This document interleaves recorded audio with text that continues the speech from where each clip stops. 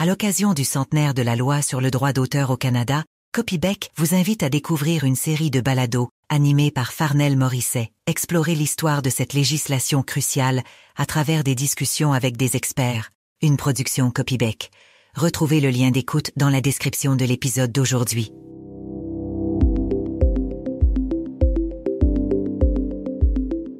Bonjour, bonsoir, au microphone Bruno Guglielminetti. Bienvenue à cette édition de Mon Carnet, c'est l'édition du vendredi 20 septembre 2024. Au sommaire, cette semaine, une entrevue avec le patron de la cybersécurité au Canada, une entrevue avec le Conseil du statut de la femme qui s'intéresse à l'IA et une rencontre avec l'auteur montréalais Marcello Vitali Rosati pour son livre Éloge du bug. Cette semaine, c'est le retour de Prompt dans Mon Carnet.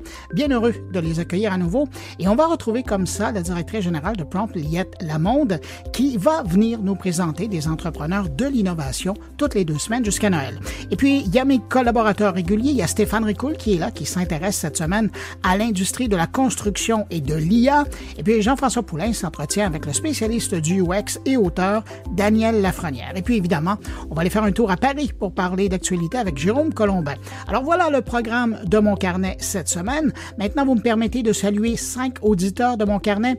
Salutations toutes particulières cette semaine à Jérémy Gay, Romain Bourchon, Monsieur Zoman, Julien Pasquier et Patricia Nadeau. À vous 5, merci infiniment. Et puis à vous, que je n'ai pas nommé, mais qui m'accueillez présentement entre vos 2 oreilles, merci de le faire. Et puis à tous, je vous souhaite une excellente écoute. Allez, direction Paris pour rejoindre Jérôme Colombin pour notre échange de la semaine.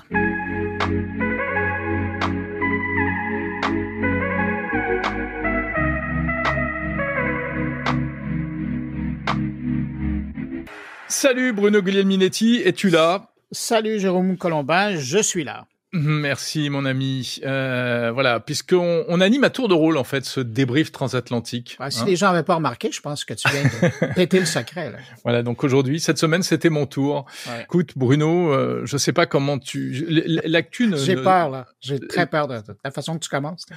Mais oui, c'est encore une semaine énorme en matière d'actualité. Qu'est-ce que t'en penses? Puis vous avez volé le début de la semaine avec votre super capitaine Europe qui claque la porte, Thierry Breton, qui annonce son départ. Thierry Breton qui annonce son départ. Alors, je sais pas si c'est une info... Ça veut dire quoi, ça? Qu'est-ce que ça signifie? Tu veux mon analyse? Oui. Tu vas pas être déçu. Sinon, je raccroche. Non, écoute, effectivement, ça a fait un peu de bruit en début de semaine, mais c'est surtout sur la forme. C'était un peu théâtral, comme ça. Voilà, une lettre pour dire tout va mal, je m'en vais, etc. Et surtout publié sur les réseaux sociaux, en plus. Exactement, sur les réseaux sociaux, c'est amusant quand on sait un peu ses rapports par rapport. Après, non, il faut pas tomber dans cette caricature. Il utilisait abondamment les réseaux sociaux. Thierry Breton, donc, c'était le commissaire européen chargé de plusieurs choses, l'industrie, la défense et le numérique. Et c'est vrai que son nom restera attaché à un certain nombre de textes quand même importants, le DSA, le DMA, l'AI Act pour l'intelligence artificielle.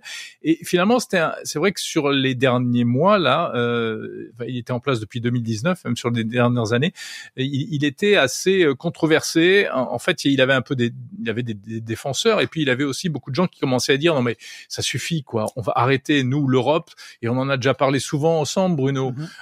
On réglemente à tout va, on réglemente tout et n'importe quoi, des choses avant même qu'elles existent concrètement. Donc il y avait ce côté un peu, est-ce qu'on n'en fait pas trop? Est-ce que même Thierry Breton n'en fait pas trop lui-même?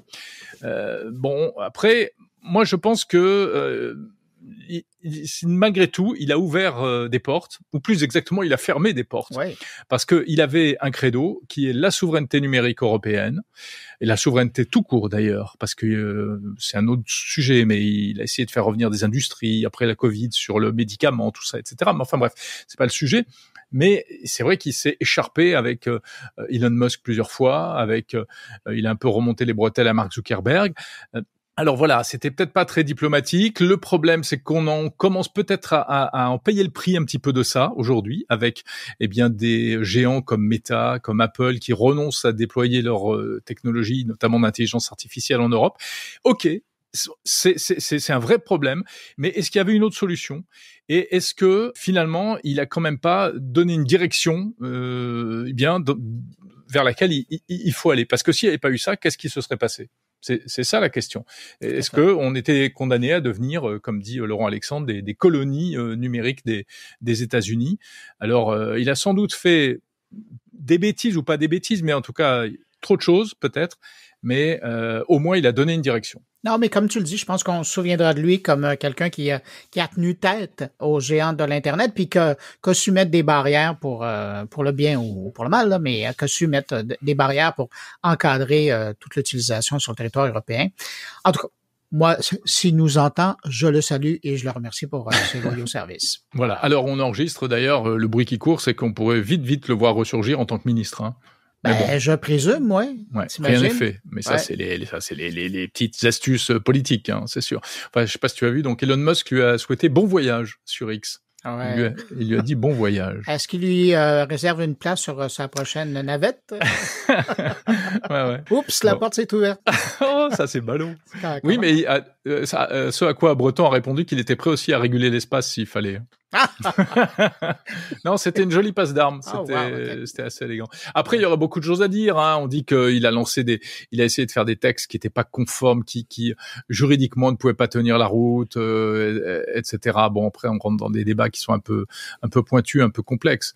Mais en tout cas, ça marquera une période où l'Europe a peut-être quand même pris conscience de manière assez forte du danger, enfin en tout cas de l'enjeu et essaye comme elle peut de limiter la casse, on va dire. Ouais, mais j'aime bien vous me payer votre tête, mais ça reste quand même que c'est l'Europe qui est le leader au niveau de la saine utilisation de toutes ces technologies-là. Et vous avez montré le chemin pour énormément de gouvernements à travers la planète. Alors, faut vous redonner ça. Là. C'est vrai.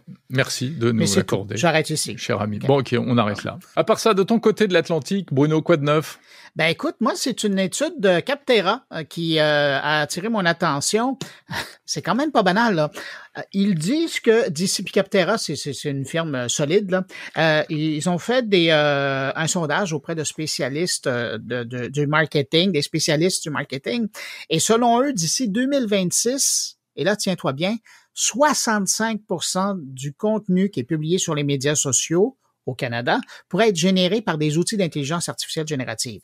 65%. Mais là, rendu là, on parlera pas de médias sociaux, on va parler d'IA sociale. Ouais. Parce que ça sera plus du contenu fait par des humains, là. C'est dingue. Ouais. Alors, bon, tu parles du Canada, mais je pense qu'on peut extrapoler à l'ensemble de la planète. Ça va être ailleurs. Puis, et quand on regarde, quand on approfondit la recherche qu'ils ont faite, c'est qu'on se rend compte qu'il y a 73% des pratiquants du marketing en ligne qui disent que ça améliore les performances, que leurs publications qui sont générées par de l'IA ont plus de succès que le matériel qu'ils font comme humains. Et il y a, dans le cas de 26%, ils remarquent même une hausse significative au niveau de l'interaction, de la portée des messages.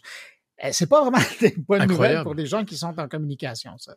Non, mais rappelle-toi aussi une chose qu'on avait évoquée il y a quelques semaines, qui est que du coup, si tous les contenus en ligne sont publiés par des IA et que les IA continuent à s'entraîner à partir des contenus en ligne, au bout d'un moment, c'est le serpent qui se mord la queue. Tout à fait.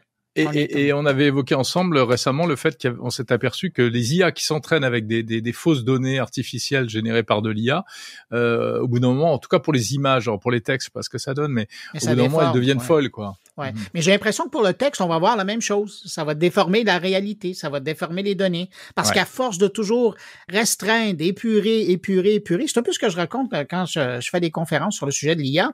Une de mes craintes, c'est qu'à un moment donné, dans 15 ans, dans 20 ans, l'IA va se concentrer et se fier sur essentiellement des créations de sons crus et toute la connaissance générale, toute la connaissance universelle, elle va faire fi de ça.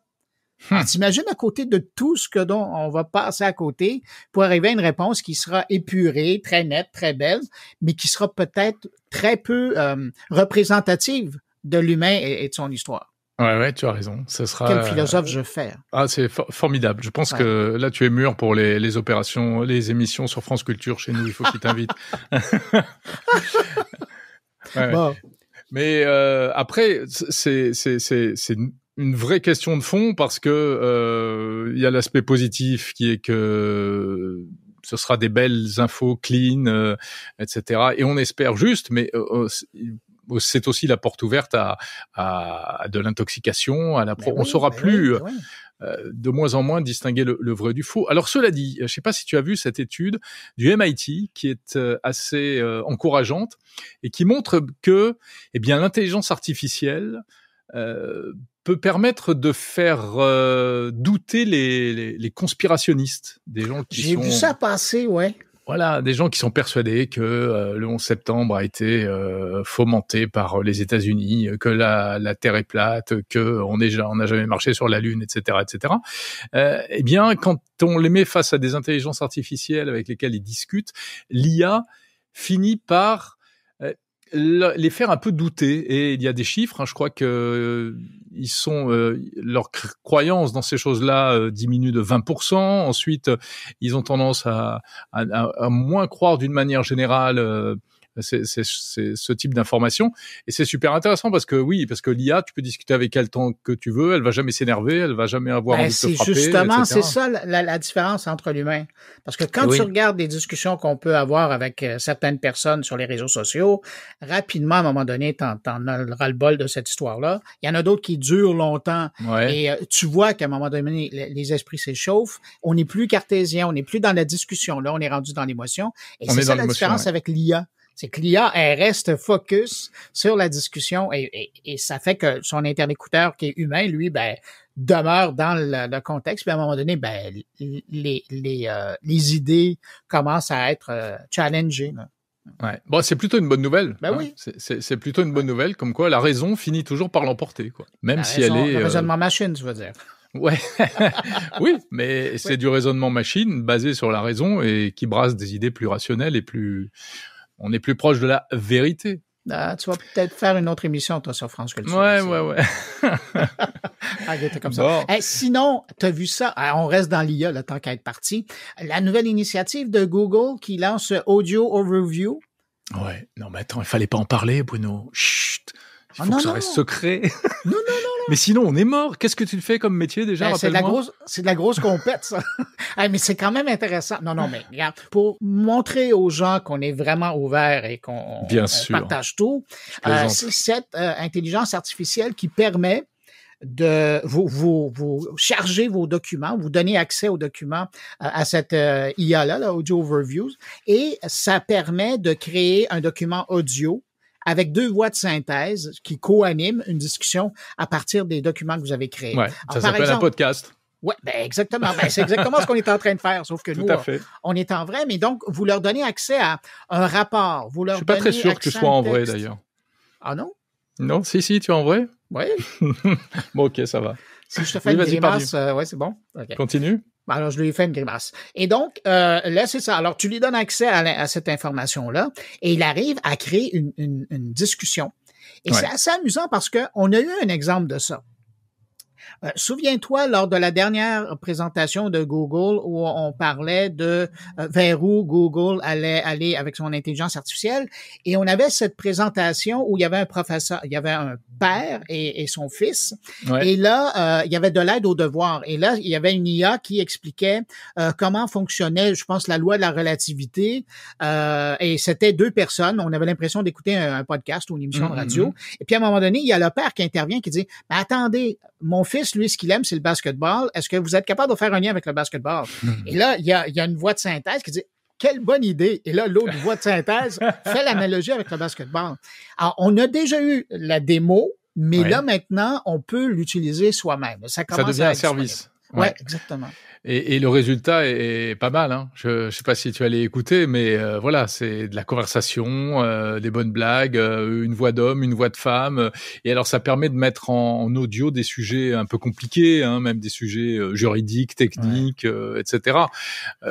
Donc, maintenant, la question... Ouais, pardon. Non, mais la question, c'est jusqu'où on va utiliser ce genre de choses. Est-ce que on pourrait faire le débrief transatlantique animé par 2 IA? Probablement. parce qu'on y chargerait chacun nos sujets.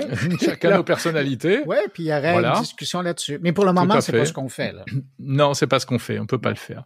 Mais tu as raison. Et puis en plus, il faut surtout pas dire Fontaine, je ne boirai pas de ton eau, ou en tout cas jamais, parce que ce qui est pas forcément possible aujourd'hui. C'est-à-dire que moi, je me souviens de l'expérience que j'avais fait de faire une voix d'intelligence artificielle dans le podcast Monde Numérique, où les résultats, les perceptions des gens étaient assez mitigées. Il y avait des gens que ça dérangeait pas, qui trouvaient ça intéressant, etc.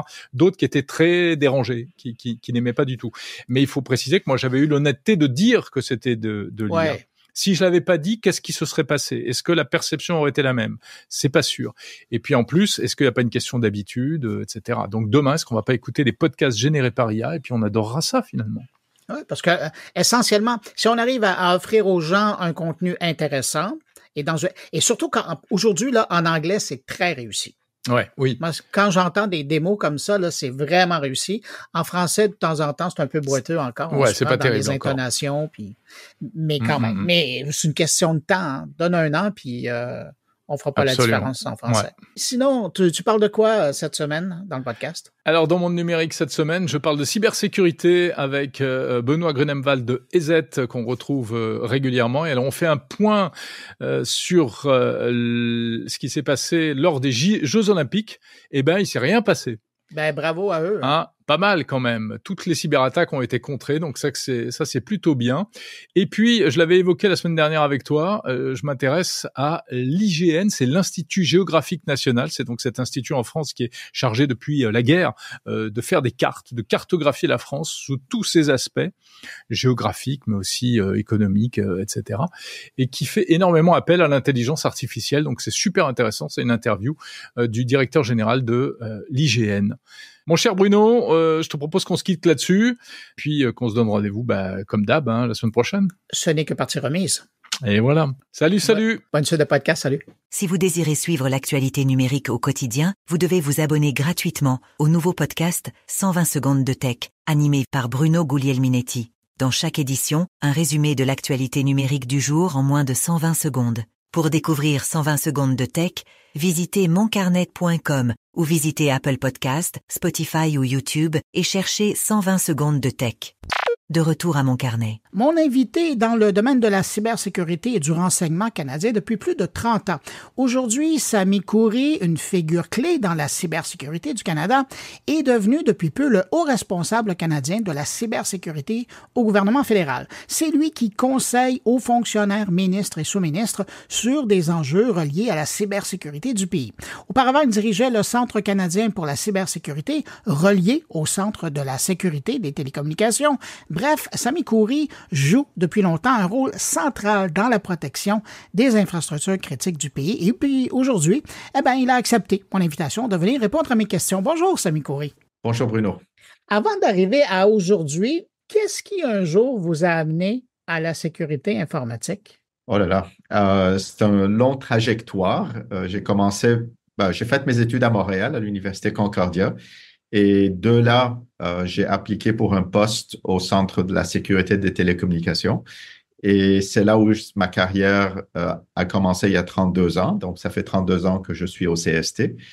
Et au courant de ma carrière, donc, j'ai occupé plusieurs postes, incluant en 2021 être nommé comme le dirigeant principal du Centre de la cybersécurité. Donc, c'est plus une trajectoire de carrière qui m'a amené ici et non pas un objectif que je m'étais donné il y a 32 ans, dire un jour, je vais être en charge de la cybersécurité. Donc, c'est des coïncidences, mais des coïncidences qui ont bien donné. Quand vous regardez justement ces 30 ans qui ont passé, est-ce qu'il y a des périodes que vous avez trouvées professionnellement ou technologiquement plus intéressantes que d'autres? Non, écoutez, la mission du CST, c'est vraiment ce qui m'a attiré le plus possible, malgré le fait que de l'extérieur, on n'en connaît pas beaucoup.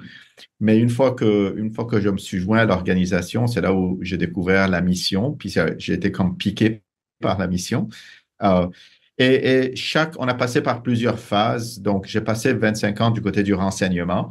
Et côté renseignement, il y a eu plusieurs phases internationales, géopolitiques, qui ont été, disons, intéressantes, que ce soit la guerre froide, que ce soit ce qui s'est passé en Afghanistan. Donc, il y a eu plusieurs tensions géopolitiques, incluant la Russie et l'Ukraine, qui nous ont continué à mener, à pousser de l'avant. Une chose qu'on a appris qui nous a toujours excités ici, c'est qu'on ne perd jamais des anciennes technologies. Jusqu'à aujourd'hui, il y a des gens qui emploient des technologies d'il y a 10 ans, 15 ans. Donc, ça nous force à pas juste être au point de pointe de la technologie, mais aussi de s'assurer qu'on ne perd pas les anciennes comme un fax ou un téléavertisseur comme on voit récemment. Comme on l'a vu cette semaine, oui. C'est quand même fascinant de ramener ça dans l'outillage, là. Mais à un moment donné, le gouvernement a jugé que toutes ces connaissances qu'on a doivent être pas juste mis pour servir le gouvernement, mais aussi pour servir les Canadiens et les Canadiennes, donc les organismes. Et c'est là où le centre a été créé.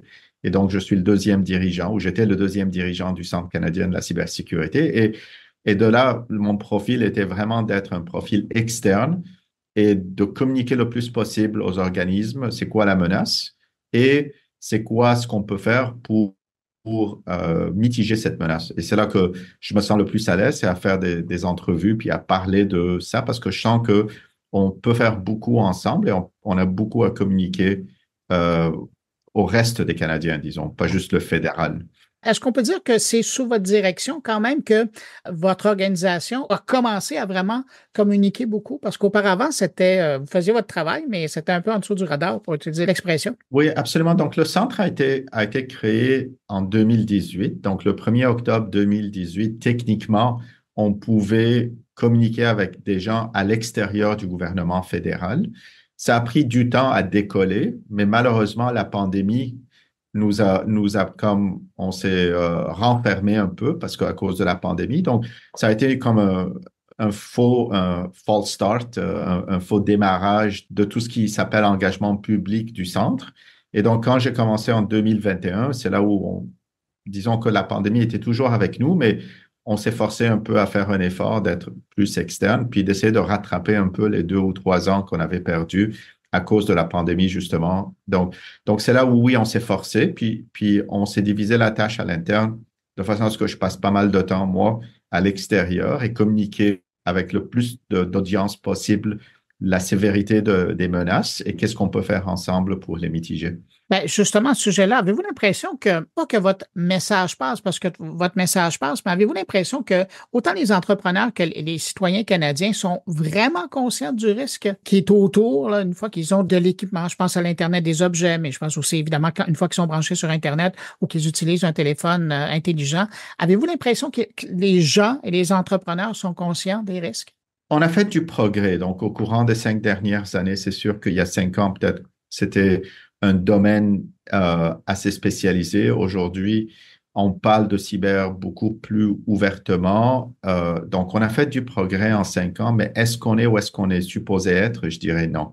On a encore du chemin à faire. Et malheureusement, il y a beaucoup d'entreprises qui ne prennent pas au sérieux, et des individus aussi, mais surtout les entreprises qui ne prennent pas au sérieux la menace de cybersécurité et jugent ou pensent qu'ils ne vont pas tomber victimes de ça.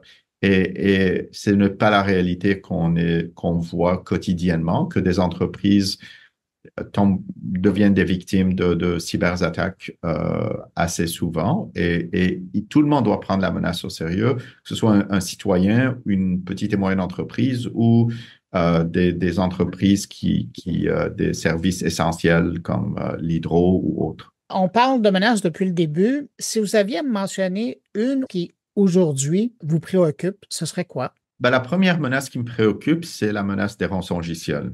Et ça demeure aujourd'hui la menace numéro 1 auquel les organismes canadiens vont faire face.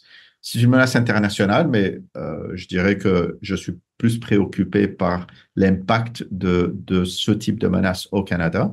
Un, parce qu'il y a beaucoup de gens ou beaucoup d'entreprises qui ne prennent pas ça trop au sérieux. Et deuxièmement, parce qu'ils ont changé les tactiques maintenant, les cybercriminaux ont changé leurs tactiques. Et ce n'est plus donc un problème isolé de dire je vais juste bloquer votre système IT et vous demander une rançon. Maintenant, ils s'apprêtent à voler l'information qui sont sur ces systèmes et ensuite demander une rançon pour ne pas la divulguer publiquement ou pour ne pas la vendre. Et c'est là où le risque augmente énormément parce qu'il y a beaucoup d'informations de nature personnelle maintenant qui se trouvent à être volées et qui se trouvent à être souvent monétisées et vendues sur le marché noir. Donc, il y a déjà un impact par le fait qu'un système n'est plus accessible.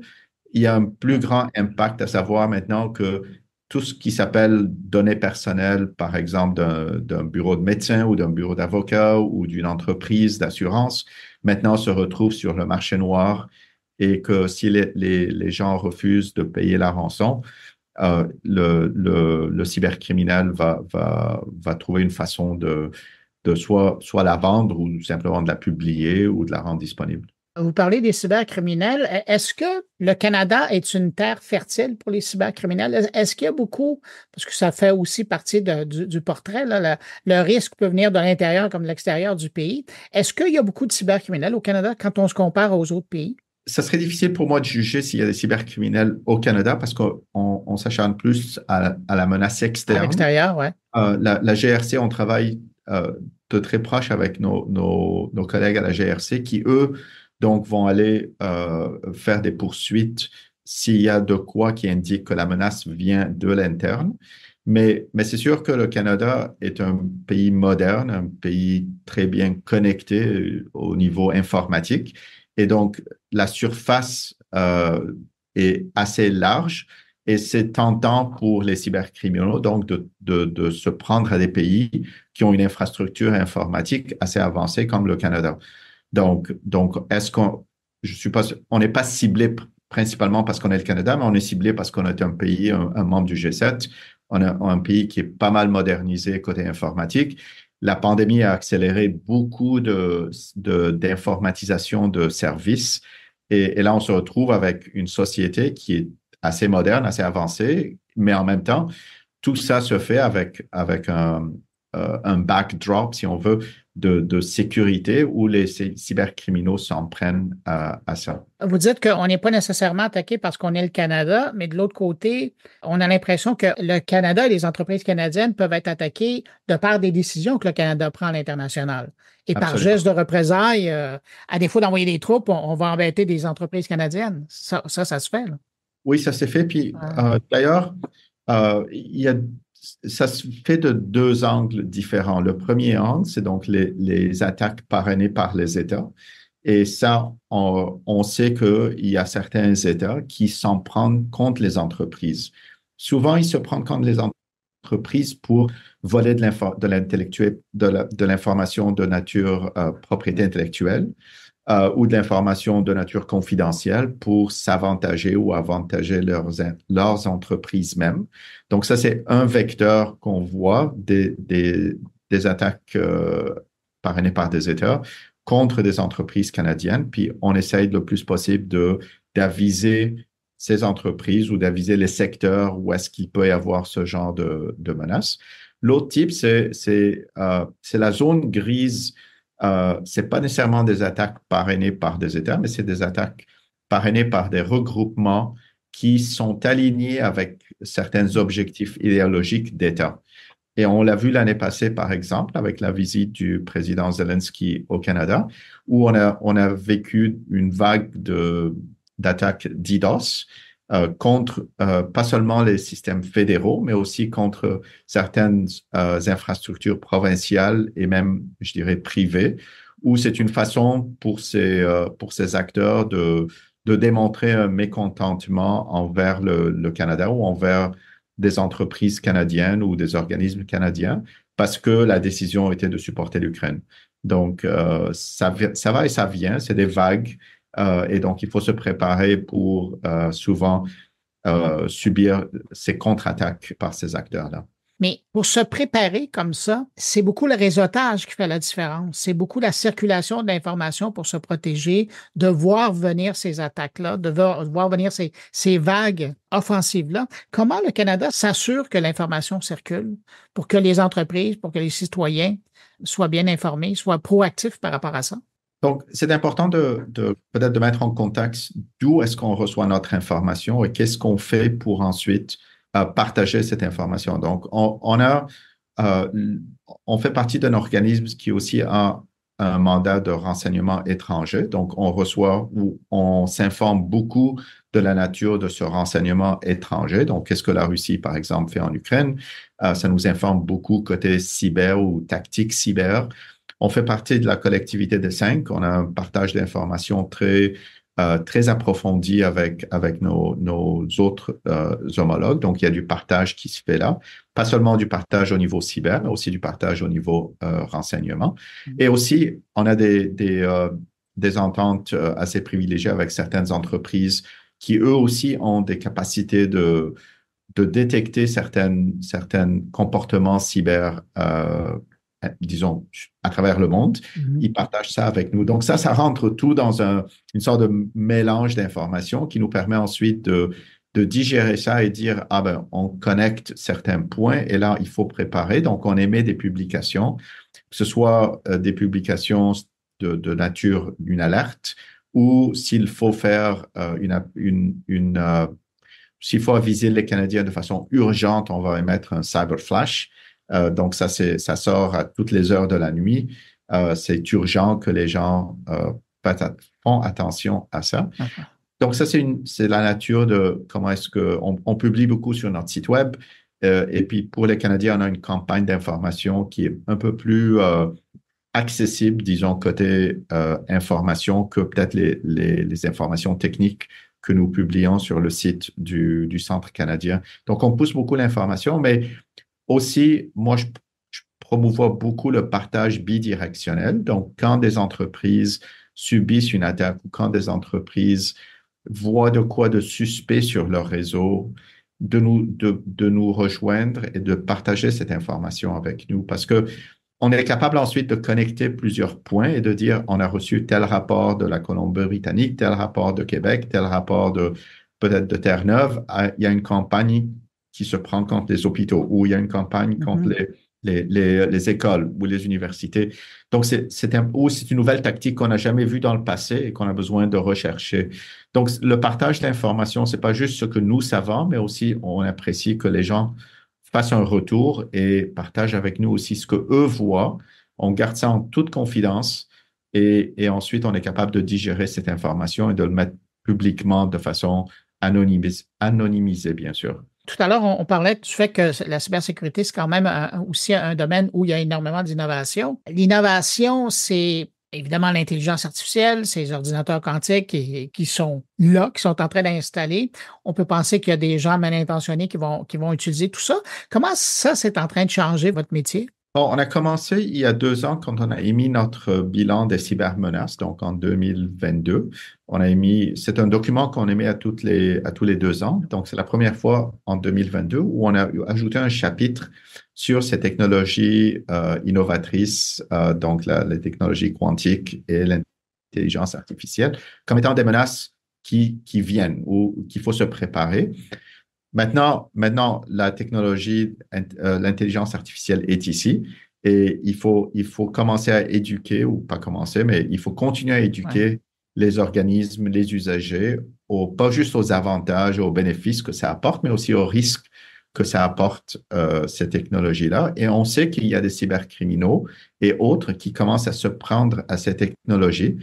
Que ce soit pour générer le plus simple usage, c'est de générer des courriels d'hameçonnage qui sont absolument bien écrits. Donc, aucune faute d'orthographe, aucun vocabulaire, aucune faute de vocabulaire.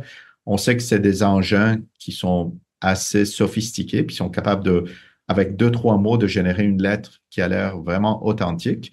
Et on sait que les cybercriminaux emploient ça. On sait qu'ils l'emploient aussi pour trouver des vulnérabilités dans des logiciels, pour écrire du code malicieux, pour essayer même de faire pour poser des questions à certains engins d'intelligence artificielle où techniquement la réponse ne devrait pas être divulguée dans le sens.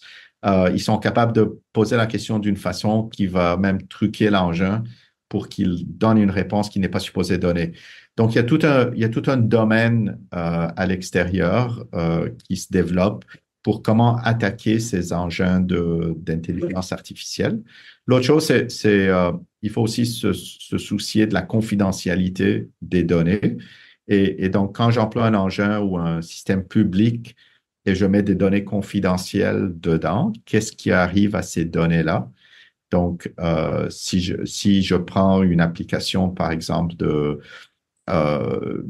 financement pour une hypothèque et je prends toute l'application puis je mets ça dans un engin comme ChatGPT, qu'est-ce qui arrive à cette information côté confidentialité? Et aussi, il faut aussi se poser des questions. Est-ce que l'engin a été entraîné avec des données représentatives de la société où est-ce qu'on vit? C'est plus un aspect safety que sécurité. Et pour ça, le gouvernement a nommé un investissement justement pour créer un institut pour s'assurer que les engins qu'on emploie aussi ne sont pas juste sécurisés du côté cybersécurité, mais aussi sont représentatifs de notre société et de notre répartition démographique, ainsi de suite. Ne pas que ça nous donne des réponses qui ne sont pas représentatives de la société canadienne, par exemple. Sami Khoury, je le disais dans la présentation, il y a quelque temps, vous avez quitté la direction, puis vous le disiez, du Centre canadien pour la cybersécurité. Aujourd'hui, vous êtes haut responsable au gouvernement canadien pour la cybersécurité. Ça va faire quoi, un haut responsable de la cybersécurité au gouvernement canadien? Parce que c'est tout nouveau comme poste. Absolument, c'est un nouveau poste. Donc, je fais toujours partie du CST. Je fais partie de l'équipe de gestion du CST.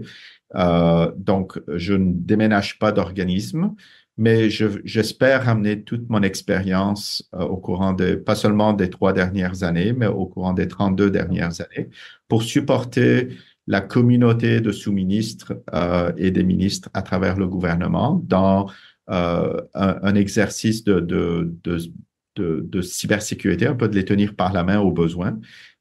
Des incidents, on en a beaucoup et malheureusement, c'est des incidents qui consomment beaucoup d'énergie et souvent, faire ça en tant que même dirigeant du centre, c'était difficile parce que notre première priorité au centre, c'était de mitiger l'incident, de s'assurer qu'il n'y a pas eu de dommages, de s'assurer qu'il n'y a pas eu de données qui ont été volées, ainsi de suite.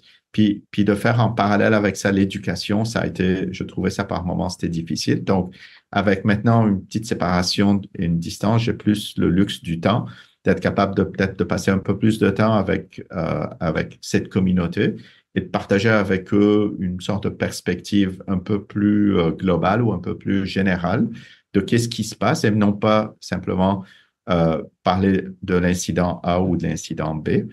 Je vais continuer à participer à des événements, à des conférences, à être un pourparler de l'organisation, tout ce qui s'appelle cybersécurité, mais principalement, je sors un peu du quotidien et je deviens un peu plus comme un conseiller stratégique pour cette communauté gouvernementale, que ce soit provincial ou fédéral, principalement fédéral, mais je viens de retourner d'un colloque provincial à Terre-Neuve où j'ai aussi représenté l'organisation côté cybersécurité. Qu'est-ce que vous trouvez stimulant aujourd'hui dans votre position? C'est quoi le défi pour vous? Le défi, c'est que j'ai une opportunité de partager avec vous, avec vos écouteurs, avec les Canadiens, pas pour leur faire peur qu'il y a une menace, mais le fait qu'on peut faire beaucoup de choses ensemble pour diminuer l'impact de cette menace. Il y a beaucoup d'incidents qui peuvent être mitigés ou qui peuvent être évités si on s'en prend à instituer certaines mesures d'hygiène, de cybersécurité pour éviter de se faire prendre par ces attaques. J'espère qu'un jour, peut-être dans 15, 20, 30 ans, il n'y aura plus besoin d'un poste où on n'aurait plus besoin de conversation à propos de la cybersécurité parce que d'un côté, les manufacturiers de produits vont développer des produits qui vont être beaucoup plus sécurisés. On aura la cryptographie quantique qui va être aussi introduite dans notre écosystème et que, à fur et à mesure qu'on en parle, on va devenir plus sensibilisé à la cybersécurité et ça va devenir de nature humaine, disons, de faire certaines tactiques ou certaines techniques d'hygiène, comme on fait aujourd'hui quand je rentre dans la voiture, je mets la ceinture. Peut-être que dans 10-15 ans, automatiquement, je reçois un nouveau téléphone ou je reçois un nouvel ordinateur et on va faire tout de la bonne façon et je n'aurai plus à me soucier de ces attaques cyber. Donc, ce qui m'excite, c'est vraiment, c'est de continuer à parler de ça, mais aussi d'encourager les gens à faire de quoi pour changer un peu le calcul dans cet écosystème où on peut prendre plus d'avant que les cybercriminels. Sami Khoury, je rappelle, vous êtes haut responsable du gouvernement du Canada pour la cybersécurité. Merci infiniment d'avoir pris de votre temps pour répondre à mes questions et je vous dis à la prochaine conférence que j'irai voir. Merci beaucoup, Bruno. J'ai bien apprécié notre entrevue. Merci. Au revoir. Au revoir.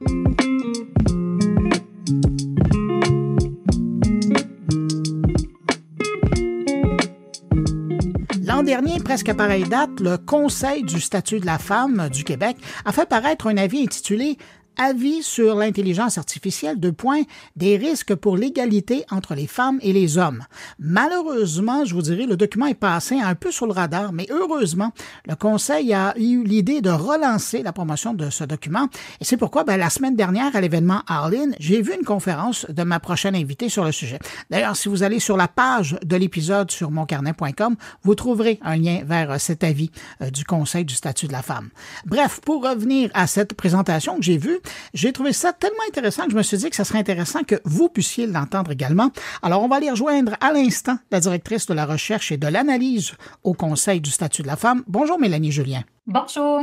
D'entrée de jeu, on va se lancer tout de suite là-dedans. Est-ce que depuis un an, la situation a changé? La situation a fort probablement évolué dans la mesure où cette technologie-là avance à vitesse grand V, mais les risques qui y sont associés demeurent toujours les mêmes. Alors, en ce sens-là, l'avis du Conseil me semble toujours d'actualité et il s'appuie en fait sur l'expertise des spécialistes dans le domaine. Le travail qu'on a fait au Conseil du statut de la femme, c'était d'aller voir qu'est-ce que les spécialistes qui réfléchissent sur l'intelligence artificielle, de quelle façon ils mettent en relief certains risques pour l'égalité entre les femmes et les hommes.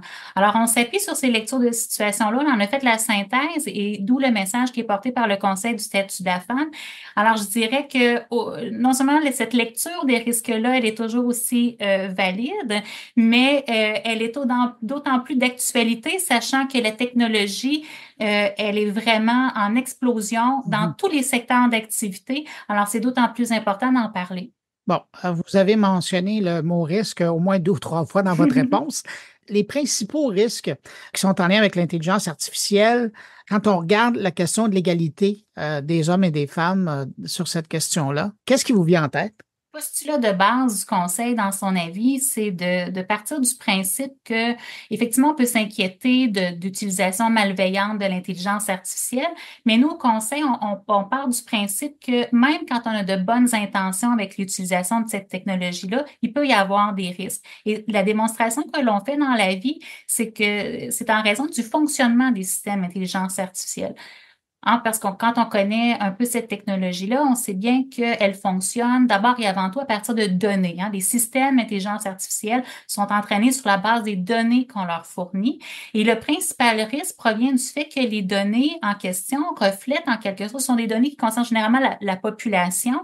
Et comme il y a des écarts entre les femmes et les hommes dans la population, les données d'entraînement qui sont utilisées, qui sont fournies au système d'intelligence artificielle, risquent de reproduire ces inégalités-là, ces écarts-là entre les femmes et les hommes qui sont encore malheureusement observés aujourd'hui au Québec en 2024. Alors oui, on a fait des pas majeurs en matière d'égalité au Québec, mais il subsiste des écarts entre les femmes et les hommes. Alors dans la mesure où les données à partir desquelles on entraîne des systèmes pour qu'ils apprennent à fonctionner, dans la mesure où dans ces données-là, il y a des écarts entre les femmes et les hommes, ou dans la mesure où les femmes sont sous-représentées dans les données qui sont utilisées pour faire fonctionner des systèmes d'intelligence artificielle, bien, forcément que les résultats qui vont être produits par les systèmes risquent de reproduire les écarts, les inégalités, voire même de les amplifier parce qu'en fonction de la manière dont les systèmes d'intelligence artificielle fonctionnent, qui s'abreuvent de leurs propres résultats, ils risquent d'être toujours renforcés dans une même direction. Alors, d'où l'effet d'amplification qui est possible. Alors, le principal risque en question, c'est ce risque-là, c'est en raison des données à partir desquelles sont entraînés les systèmes. Et est-ce que le fait que majoritairement les équipes soient masculines, quand vient le temps de faire la sélection de ces trousses de données-là, il y a comme cette notion qui est absente de la discussion? Effectivement, ça fait partie des facteurs qui viennent infléchir la situation. En même temps, il ne faut pas se leurrer. Les femmes, tout comme les hommes, ont intériorisé certains biais sociaux, alors sont aussi porteuses de certains biais. Mais ce qu'on met de l'avant dans la vie du conseil, c'est de dire, plus une équipe est homogène, plus elle risque d'avoir des angles morts. Alors, quand on a une équipe de travail qui est diversifiée, provient de différents horizons, on amoindrit les angles morts. Alors, c'est sûr que ça fait partie d'une piste là, sur laquelle on peut réfléchir pour la suite. Quel type de législation vous verriez apparaître, au moins sur le territoire québécois, qui pourrait arriver, puis je parle de législation, mais finalement, ce serait un cadre qui permettrait d'aller plus loin pour couvrir ces angles-là au niveau de l'éthique? Très bonne question. En fait, on met bien en lumière dans l'avis du Conseil qu'il y a plusieurs déclarations qui ont été faites. Je pense notamment à la Déclaration de Montréal. Les gens du secteur de l'IA ont quand même une certaine préoccupation à l'égard de ces risques-là, mais ce sont des encadrements qui n'amènent pas des obligations. Ce sont des grands principes, des bonnes pratiques. Et puis, c'est sûr que le Conseil du statut de la femme est un conseiller du gouvernement du Québec. C'est notre mission de conseiller le gouvernement québécois puis d'informer la population sur les enjeux d'égalité. C'est sûr qu'on a réfléchi à qu'est-ce qui est à la portée du gouvernement pour tenter d'encadrer un peu les choses. Et qu'est-ce qu'il pourrait faire selon vous? En fait, une des choses qu'il pourrait faire, c'est notamment, on sait que le gouvernement du Québec participe au financement du développement puis de l'implantation de l'intelligence artificielle, finance les entreprises. Alors, on dit qu'à travers ce levier-là du financement, il devrait être en mesure de mettre de l'avant les bonnes pratiques et de s'assurer que les entreprises qui sont financées via les fonds publics puissent respecter les grands principes qui sont reconnus par les gens du secteur de l'intelligence artificielle. Puis l'autre chose aussi, c'est je vous dirais toute la question de la formation. Là, on met bien en relief dans la vie l'importance de travailler de façon multidisciplinaire. Il ne faut pas laisser le développement de l'intelligence artificielle seulement qu'aux gens de l'informatique, du génie informatique, mais qu'il faut tenir compte de l'ensemble des enjeux éthiques et sociaux rattachés au développement de cette science-là. Alors que déjà sur les bancs d'école, les gens qui sont appelés à se former pour agir dans le secteur de l'intelligence artificielle soient sensibilisés aux enjeux éthiques et sociaux et que dans le cadre des équipes qui sont mises en place pour concevoir des systèmes d'intelligence artificielle, pour implanter ces systèmes-là dans les milieux, qu'on puisse aussi bénéficier d'expertise, par exemple, en droit, en éthique, en sociologie. Alors, c'est de cette façon-là qu'on va pouvoir tenir compte des enjeux qui sont associés à l'implantation de tels systèmes. Est-ce que de développer des programmes ou de la motivation pour s'assurer que les femmes soient plus présentes dans le milieu de l'ingénierie, de l'intelligence artificielle, est-ce que ça, c'est pas aussi une mesure que le gouvernement pourrait prendre pour s'assurer que les femmes aient encore plus d'incitation économique à être présentes dans ce domaine-là? Il y a des efforts déjà qui sont faits, on en fait mention dans l'avis du Conseil aussi. Il y a plein d'efforts qui sont déployés pour favoriser l'intérêt des sciences pour les femmes dès le jeune âge, que dès le jeune âge, on puisse susciter cet intérêt-là.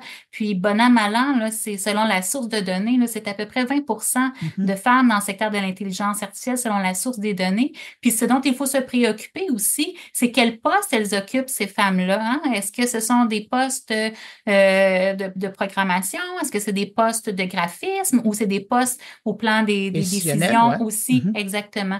Alors, l'enjeu, il est à multiniveau, effectivement. Comment, selon vous, l'administration publique pourrait servir d'exemple en matière de promotion de l'égalité dans l'IA?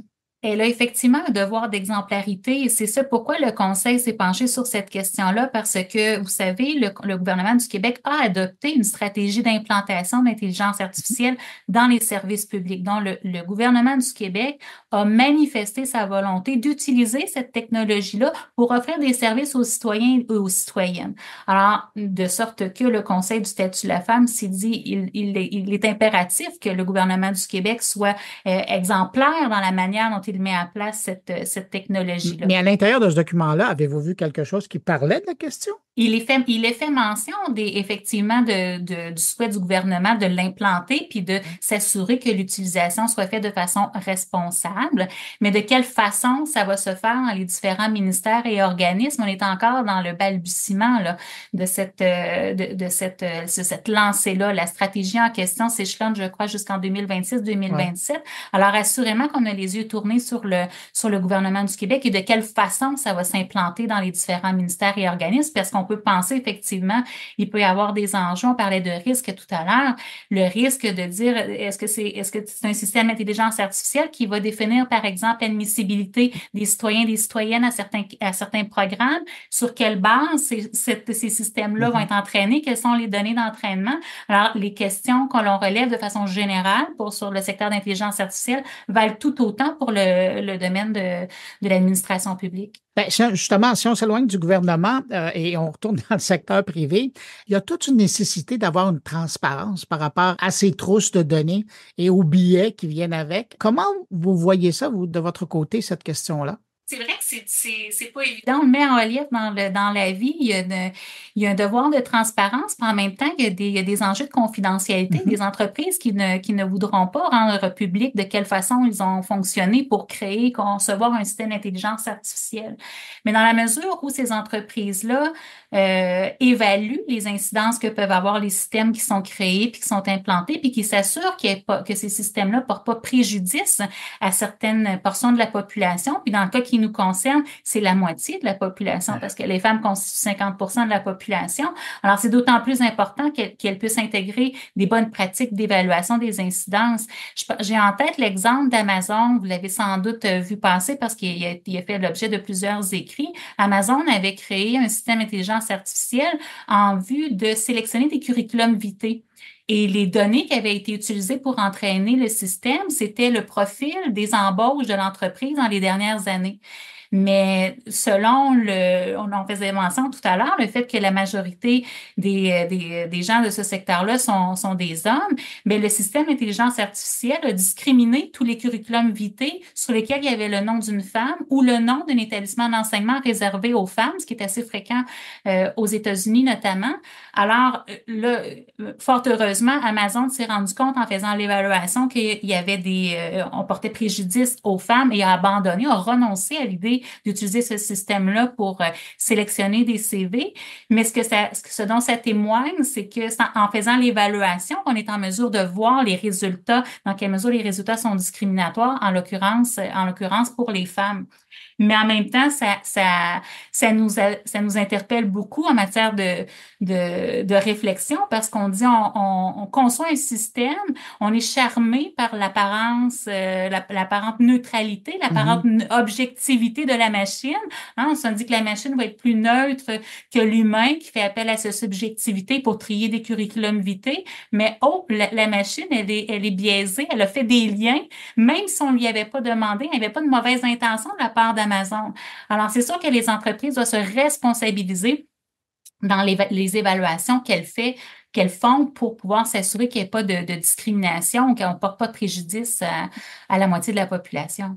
C'est quoi la prochaine étape pour le Conseil pour faire la promotion de l'encadrement, de l'égalité dans l'intelligence artificielle au Québec? Bien, je vous dirais que on est dans une étape de diffusion des résultats de cet avis-là. Donc, on est là-dedans. On est à sensibiliser l'ensemble des gens qui œuvrent dans le secteur ou qui souhaitent œuvrer dans ce secteur-là. Les gens du secteur de l'intelligence artificielle manifestent quand même un intérêt assez marqué. En tout cas, les échos que j'ai pour en parler à auprès de différentes tribunes, il y a vraiment un intérêt marqué de la part des gens du secteur, et disons que ça nous donne l'espoir, ça nous donne envie de continuer. Élanie Julien, je rappelle, vous êtes directrice de la recherche et de l'analyse au Conseil du statut de la femme. Merci d'avoir pris de votre temps pour répondre à mes questions. Merci à vous de votre intérêt. Au plaisir. Au revoir. Au revoir.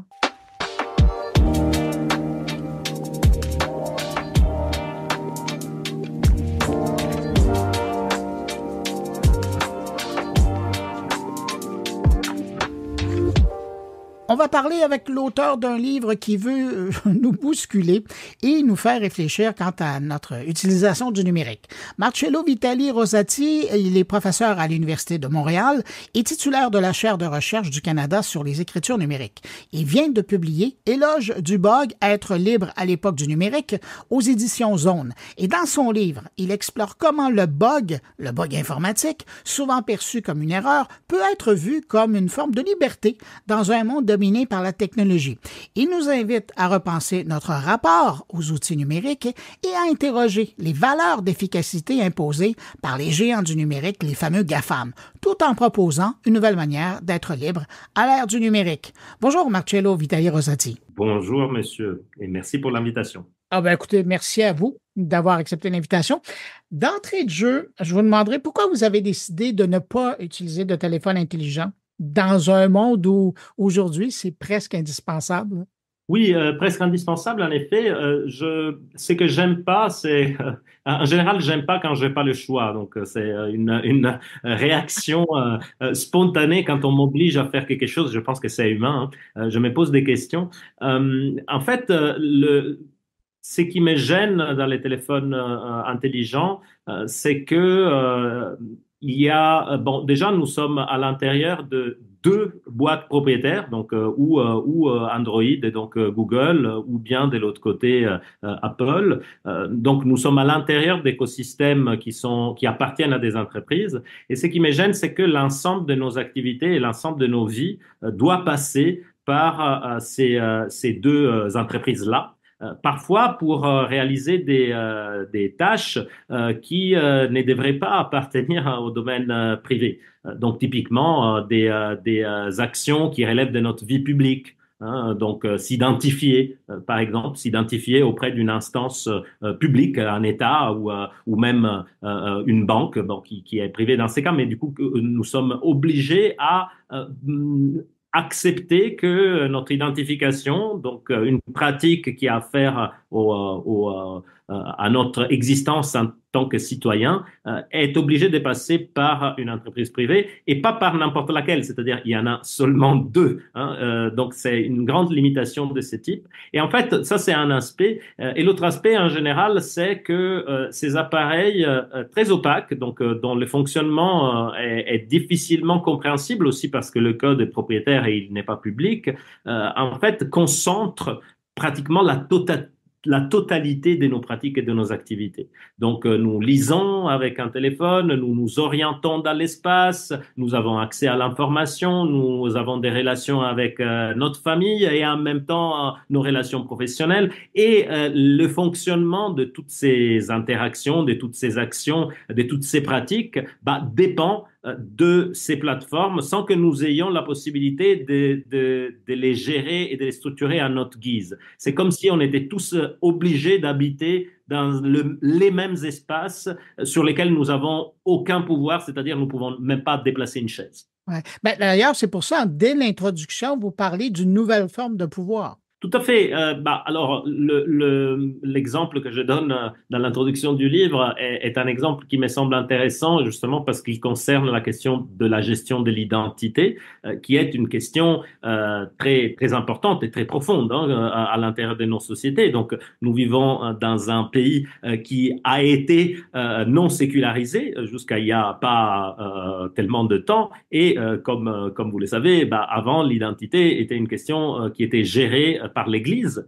Donc, c'était les registres des paroisses, justement parce qu'on était obligé de se faire baptiser. Et du coup, c'était l'Église, donc l'institution chrétienne, catholique, qui pouvait gérer les registres d'état civil. Et ça, évidemment, c'est donner une grande autorité à l'Église. Et au moment de la sécularisation des États, donc c'est arrivé au Québec, mais c'est arrivé un peu partout dans le monde, en France, quelques siècles avant, mais bon, enfin, un peu partout, on s'est dit, est-ce qu'on veut vraiment faire dépendre notre identité, donc donner l'autorité de la gestion de notre identité à une Église, alors que notre État, il est laïque. Et donc, oui, on peut être catholique si on veut au Québec, mais on peut aussi ne pas l'être. Et donc, on peut ne pas être baptisé. Donc, il n'est pas juste que la gestion de notre identité dépende de l'Église. Donc, on a créé un registre d'État et un État civil. Et en fait, c'est l'État qui garantit le fait que si je suis Marcello Vitali Rosati, bah, en fait,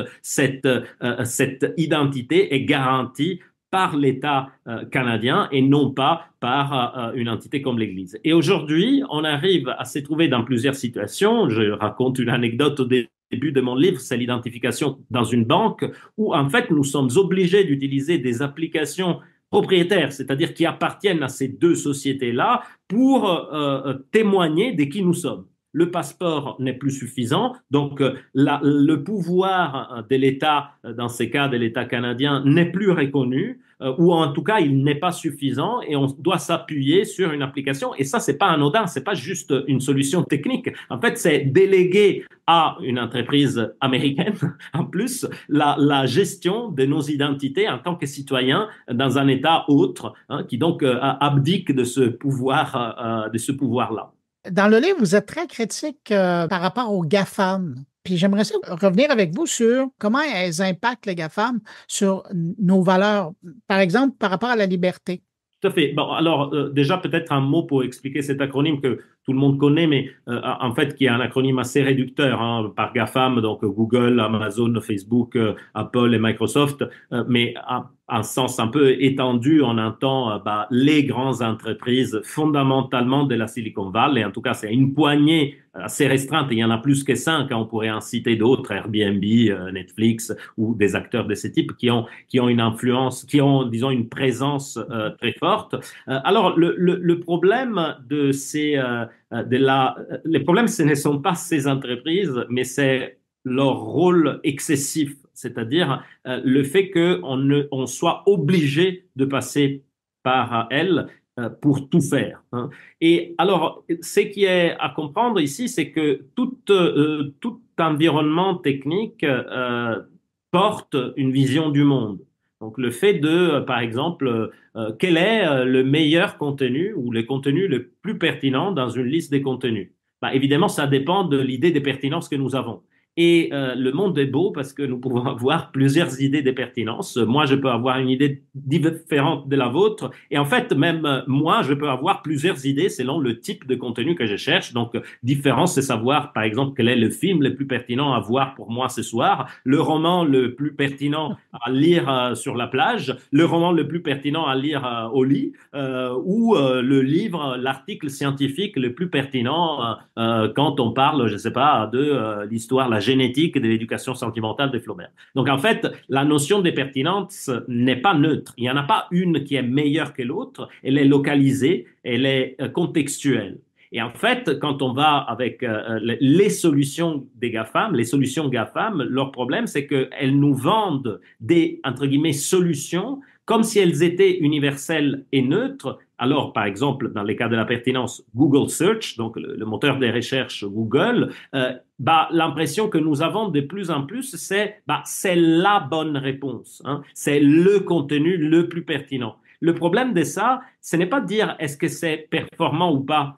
Très souvent, le problème est posé comme ça. Ah oui, mais il est bon, il fonctionne bien. Oui, mais le problème, c'est que c'est différent justement, de fonctionner bien. Par exemple, si je veux le concept de pertinence que j'ai cherché pour la recommandation de mon livre, ou selon des valeurs que je peux avoir. Or, il se trouve que effectivement, ces algorithmes, ces environnements et ces plateformes sont basés sur des visions du monde particulières, dont je ne dis pas qu'elles ne sont pas légitimes, mais elles sont locales et situées. L'autre problème, c'est qu'elles sont un peu toujours les mêmes. C'est-à-dire que il y a quelque chose qui met ensemble, qu'on peut voir comme caractéristique commune de toutes ces entreprises, c'est une vision du monde portée par une valeur de fond qui est celle de la productivité, qui est celle que j'appelle dans le livre l'impératif fonctionnel. Il faut que ça marche, mais il faut que ça marche, ça veut dire il faut que ça marche pour produire de la richesse. Donc en fait, toutes nos actions sont organisées autour de ce principe moral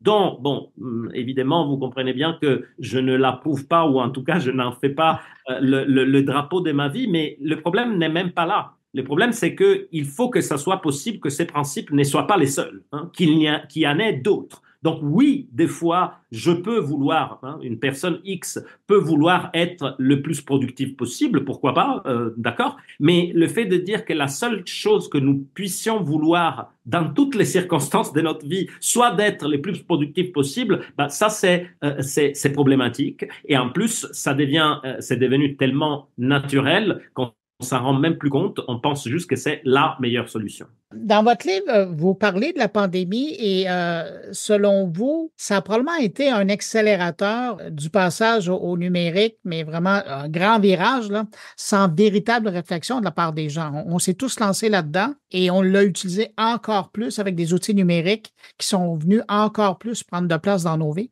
Tout à fait.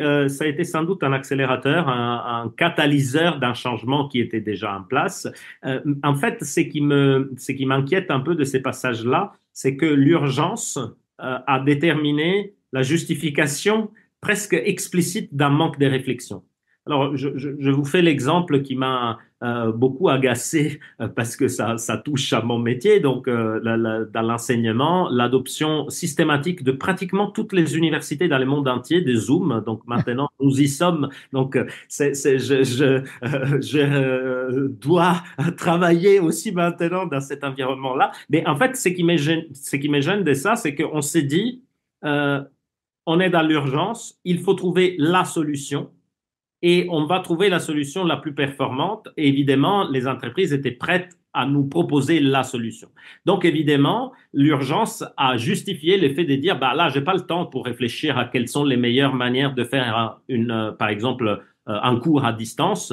Je vais juste prendre la première qui me tombe dans les mains et puis je vais chercher où, bah justement, chez l'entreprise qui promet le mieux ou qui sait mieux faire du marketing. Et donc là, ça a été le moment où Zoom et Teams se sont imposés. Et en fait, même après la pandémie, donc nous nous sommes tous réversés là-dedans, mais même après la pandémie, il n'y a pas eu un moment où on s'est dit, OK, mais et du coup, c'était quoi les valeurs derrière, hein? Et en fait, c'est pas du tout neutre de se voir sur Zoom plutôt que sur Teams, plutôt que sur Jitsi, plutôt que sur d'autres espaces Big Blue Button, etc. Parce qu'en fait, le logiciel et l'environnement implémentent une vision particulière de ce qu'est une discussion à distance. Et évidemment, ces environnements ont été pensés pour répondre à des besoins très spécifiques et donc en premier lieu des besoins d'entreprise. Donc l'idée de ces entreprises, hein, c'est d'avoir une cible la plus large possible et donc ils ciblent d'abord, hein, le monde de l'entreprise. Mais est-ce que le meeting d'affaires, hein, entre trois personnes qui doivent signer un contrat pour l'entreprise X ou Y est le même type de rencontre que la rencontre que je peux avoir avec un groupe de 10 étudiants et étudiantes dans le cadre d'un séminaire? Et nous savons très bien que non. Par exemple, les salles même, nous sommes habitués, hein, à décrypter des salles et les valeurs que porte l'architecture. Donc, nous savons très bien, par exemple, à l'université, qu'une salle de séminaire est différente d'un amphithéâtre. Et que c'est très différent. Je ne pourrais pas faire un séminaire dans un amphithéâtre parce que ça passerait pas, hein, ça fonctionnerait pas. Et même chose, je ne peux pas donner un cours d'amphithéâtre dans une salle où nous sommes disposés en table ronde, parce que personne ne comprendrait ce que je dis. Donc, en fait, ça, ce sont des choses de base que nous sommes habitués à décrypter dans les environnements, disons, pré-numériques. Mais le numérique nous fait presque croire que, bah non, maintenant le problème ne se pose plus. L'important, c'est que ça soit le meilleur outil. Mais encore une fois, le meilleur par rapport à quoi? Donc ça, cette accélération a porté à une adoption systématique et généralisée d'outils génériques produits par les mêmes 4 ou 5 entreprises qui ont été adoptés dans tous les spectres de notre vie et puis qui restent.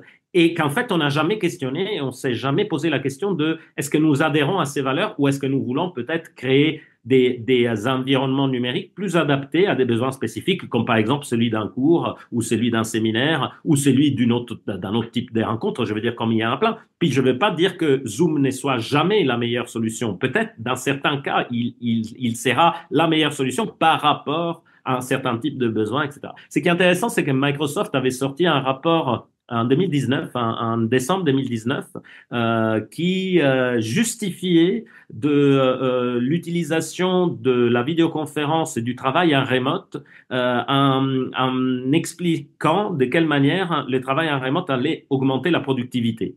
Et ça a été vraiment, ce qui est très intéressant, c'est que évidemment, ils ne pouvaient pas savoir qu'il y aurait une pandémie après. Mais ce que j'aime dire, c'est que c'est pas la pandémie qui a été la cause du passage, ni le numérique qui a été la cause de la pandémie, mais il y a une interaction entre les deux. C'est-à-dire que notre confinement n'a été possible que parce que ce passage était déjà là, était possible. Sinon, on l'aurait pas fait parce qu'il aurait eu des conséquences économiques et sociales trop importantes.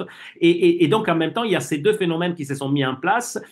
Et tous deux ont bien joué justement au renforcement de cette idée d'impératif fonctionnel, d'idée de nous allons produire au maximum. Les entreprises se sont dit par exemple, on va épargner des locaux, on va faire travailler les gens encore plus, ils vont épargner leur transport. En fait, si vous voyez les conséquences après, le télétravail qui a continué après, très souvent avec une valeur fondamentale qui est celle de dire, tu peux travailler plus si ton heure que tu passais dans les transports, maintenant tu la passes sur Teams et puis tu produis. Dans ce contexte-là, dans l'éloge du bug, vous nous parlez justement de ce bug qui nous permettrait de nous rendre plus libres, plus lettrés. Est-ce que c'est votre façon de combattre cette nouvelle réalité? Tout à fait. Je crois beaucoup à ce qui vient de l'extérieur, à ceux qui ne demandent pas l'héroïsme des individus. C'est-à-dire que vous voyez la fameuse phrase du Galilée de Brecht qui dit pauvre le pays qui a besoin de héros. C'est-à-dire qu'il est très difficile de demander aux individus, c'est que notre société fait souvent ça, on demande aux individus de résoudre les problèmes. Soyez héroïques et résistez contre, justement. Et ici, parfois, on a ces discours-là, résister contre les GAFAM. En fait, c'est très problématique parce que déjà, il y a des grosses différences de possibilités. Donc, le fait de pouvoir se permettre, par exemple, de ne pas avoir un cellulaire, ça, c'est quelque chose que je peux me permettre parce que je suis dans une position privilégiée. Si mon salaire en dépendait, si ma vie de tous les jours en dépendait, je pourrais pas faire ça. Le livreur Amazon, il peut pas se permettre de dire moi, j'aime pas les sels, je vais faire sans sel. Donc, voilà, c'est déjà une situation privilégiée. Il faut avoir le temps. Il faut avoir souvent la littératie et le temps d'acquérir une littératie. Donc voilà, les héros, c'est toujours problématique. Le bug a ça d'intéressant, c'est que c'est pas le travail d'un individu. C'est quelque chose qui vient de l'extérieur, qui bloque tout, et puis qui oblige, qui en fait donne le temps, qui oblige à prendre le temps et qui montre lui tout seul la problématique, qui montre l'épaisseur, qui montre la ruvidité, qui montre la complexité. Et ça, c'est assez intéressant. Et d'où les liens avec une pensée qui vient de l'extérieur. C'est comme si le bug était cette espèce de spectre qui arrive, d'ailleurs c'est l'origine étymologique du mot, le spectre, qui arrive, qui bloque tout et qui introduit une nouvelle intentionnalité. Donc c'est ça qui m'intéresse du bug. Il rend visible quelque chose qui est invisible, donc ce qui semble fonctionner, aller de soi, être neutre, transparent, la meilleure solution possible, apparaît en tant que tel. Donc on commence à regarder, à se rendre compte, et c'est là qu'il y a une possibilité d'émergence d'une pensée critique.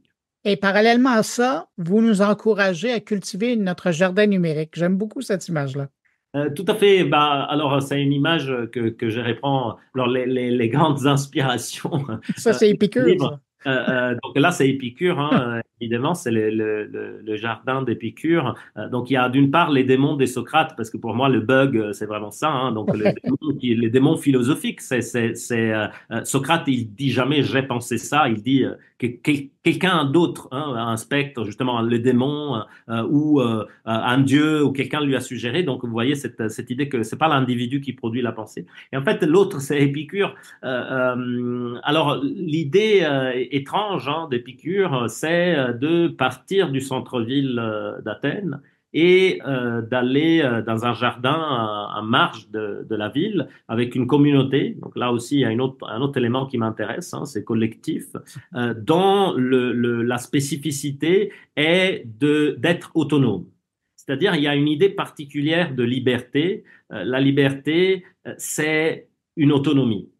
Donc, on pourrait imaginer que la liberté, c'est un affranchissement. Donc, le fait de dire, je m'occupe pas des choses dont je ne veux pas m'occuper. Donc, je m'occupe pas de la poubelle, il y a quelqu'un qui s'en occupe pour moi. Hein. Donc, ça, c'est l'idée de liberté comme affranchissement. Et l'idée de liberté comme affranchissement, c'est justement ce que nous proposent les GAFAM. T'occupe pas de chercher ton chemin. Google Maps va le faire pour toi. T'occupe pas de te demander quel film tu veux voir ce soir. Bah, Netflix va te dire la série parfaite pour toi. T'occupe pas justement de savoir comment tu vas faire une vidéoconférence. Zoom va la faire, etc., etc. Et en fait, donc, par contre, la liberté comme affranchissement devient une dépendance totale. Donc, on n'est pas capable de se rendre à l'université sans Google Maps. Donc, on devient complètement dépendant de la plateforme. Et du coup, on devient dépendant, on devient même, on pourrait dire, esclave, dans le sens que nous ne comprenons plus les choix de la plateforme, nous ne savons pas les faire nous-mêmes, et bah, du coup, nous sommes obligés de suivre ce que la plateforme nous dit de faire. Et ben, en fait, l'idée d'Épicure, c'est justement une liberté comme autonomie, c'est-à-dire je suis capable moi-même de satisfaire mes propres besoins. Ça demande de réduire ses besoins, donc d'avoir une réflexion sur ses besoins et de dire, est-ce que j'ai vraiment besoin justement de Google Maps? Est-ce que j'ai vraiment besoin, un exemple que je fais dans le livre, de la connexion dans la salle de bain? Voilà. Est-ce que j'ai vraiment besoin de toute une série de choses dont on nous fait croire que nous avons besoin? Donc ça, c'est la première réflexion. Et la deuxième, c'est celle de dire, tant que je suis capable de satisfaire mes désirs, moins ou plutôt, encore une fois, on n'a pas besoin de héros, mais ma collectivité, ma communauté, si nous sommes capables, bah, en fait, nous sommes autonomes, nous sommes indépendants, et ça, c'est la vraie liberté, de pouvoir comprendre ses besoins, de pouvoir les spécifier, les analyser et les satisfaire de façon commune. Et ça, c'était l'idée du jardin d'Épicure. Donc, les jardins, à une époque où il y avait beaucoup cette rhétorique de l'affranchissement des tâches matérielles, c'est l'âme qui est importante, parce qu'on pense un peu à la doxa platonicienne, donc à l'idée de Platon, selon laquelle ce qui compte c'est l'âme, le corps, en fait c'est une déchéance, donc toutes ces choses bêtement matérielles comme justement manger et dormir sont des choses qu'il faut vraiment pas penser. On pense à Plotin qui ne se lavait pas parce qu'il disait ça c'est des choses bassement matérielles, donc il faut pas s'en occuper.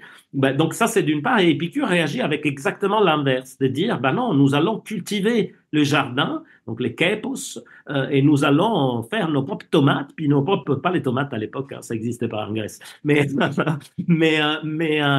donc nous allons cultiver les jardins, avoir nos propres fruits,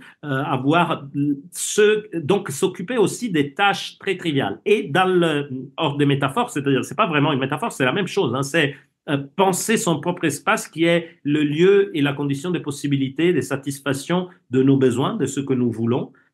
Dans les environnements numériques, c'est un peu la même chose. C'est le fait de dire, au lieu que prendre la solution IKEA toute faite, IKEA dans le sens que l'espace qui est tout prêt puis qui résout tous mes problèmes, j'ai pas besoin de savoir quelle chaise je veux, j'ai les catalogues IKEA, il va me faire ma bonne cuisine comme il faut. En fait, au lieu que faire ça, on bricole, on cultive, on organise des espaces qui peut-être sont un peu moins shiny, qui sont un peu moins jolis parce qu'on se les a bricolés nous-mêmes. Évidemment, la tomate qui pousse dans les jardins, parfois, elle est moins belle que celle qu'on achète en grande surface, donc moins polie.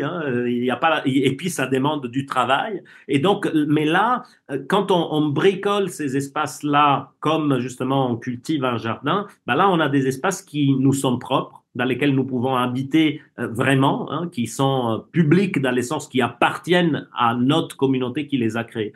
Pour vous faire un exemple qui m'agace, qui est selon moi significatif, c'est toutes les activités de collectifs, associations et groupes de personnes qui aujourd'hui ont comme espace presque obligatoire toujours Facebook. Les groupes Facebook de la ruelle, les groupes Facebook du quartier, les groupes Facebook, parfois avec des groupes vraiment intéressants, avec des collectifs, avec une implication parfois militante, des beaux idéaux, etc., mais qui se ramassent à la fin dans l'espace Facebook, donc dans un espace privé, dans un espace contraint, où en fait, je suis obligé à publier d'une certaine manière parce que la plateforme oblige à faire ça, dans un espace où en fait, tout ce que nous produisons, c'est de la richesse pour la plateforme, etc. Et donc là, peut-être, on pourrait imaginer, là, j'avais une discussion avec Steve Prou, qui est... La place publique. Exact, la nouvelle place, ouais. Et là, c'est une idée qui me semble intéressante parce que justement, il s'agit de dire, bon, et si nous construisions nos propres espaces de discussion qui peut-être seront moins marketing, qui peut-être seront moins shiny, qui peut-être il y aura moins de monde, hein, parce que ça aussi, c'est parfois une objection. Oui, mais sur Facebook, il y a tout le monde. Mais parfois, peut-être, on préfère être moins nombreux, mais en fait, dans un espace qui est le nôtre. Puis oui, ça demande peut-être l'effort, déjà de le penser, l'espace, mais aussi parfois les réactions, les objections sont oui, mais il faut que je me crée un autre identifiant. Oui, et en effet, c'est un effort, mais en fait, cet effort peut-être vaut la peine parce que justement, c'est le point de départ pour pouvoir structurer des espaces qui sont les nôtres. Comment vous envisagez l'évolution de l'environnement numérique? Vous en parliez tout à l'heure. En fait, alors je suis à la fois très pessimiste et un peu optimiste. Très pessimiste si on doit regarder aux évolutions, aux grandes évolutions. C'est-à-dire, j'ai l'impression que la tendance majoritaire va aller de plus en plus dans ces sens-là. Et je répète, c'est pas une question du numérique, c'est une question d'une société fortement capitaliste dont les valeurs se concentrent dans ces sens-là. Donc, je n'ai pas l'espoir qu'un jour, on arrivera à se libérer des GAFAM. Au contraire, je pense qu'elles vont avoir de plus en plus de pouvoir. Par contre, je crois aux poches des résistances minoritaires. Je crois à la possibilité de petits collectifs qui se bricolent leurs propres espaces, leurs propres environnements. J'ai confiance en des pratiques minoritaires qui peut-être ne feront pas les unes des journaux, hein, donc qui resteront peut-être confidentielles, mais en fait il y a cet esprit critique qui reste toujours là, avec des choses qui sont peut-être moins visibles, mais qui représentent des pratiques, des communautés, des collectifs.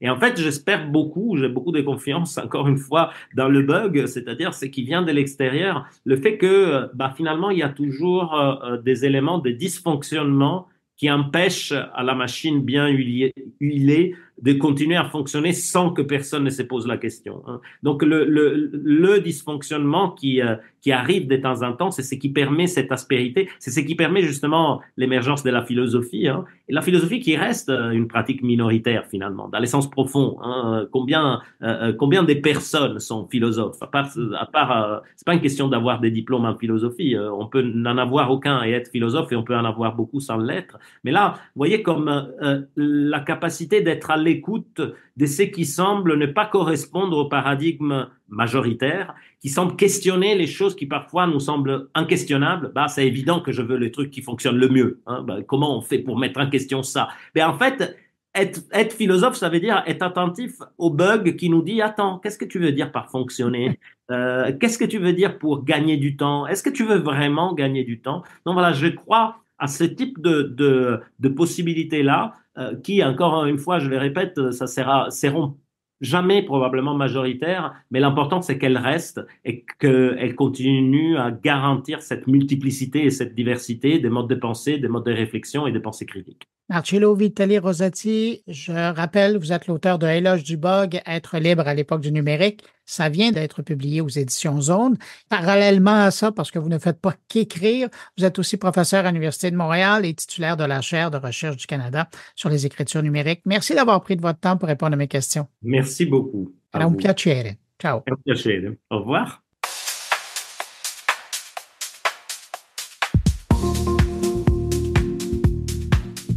Cette semaine, on commence la diffusion d'une série de rencontres proposées par un partenaire de Mon Carnet qui revient. Je parle de Prompt et c'est sa directrice générale, Liette Lamonde, qui va venir nous présenter des entrepreneurs de l'innovation comme ça aux 2 semaines jusqu'à Noël.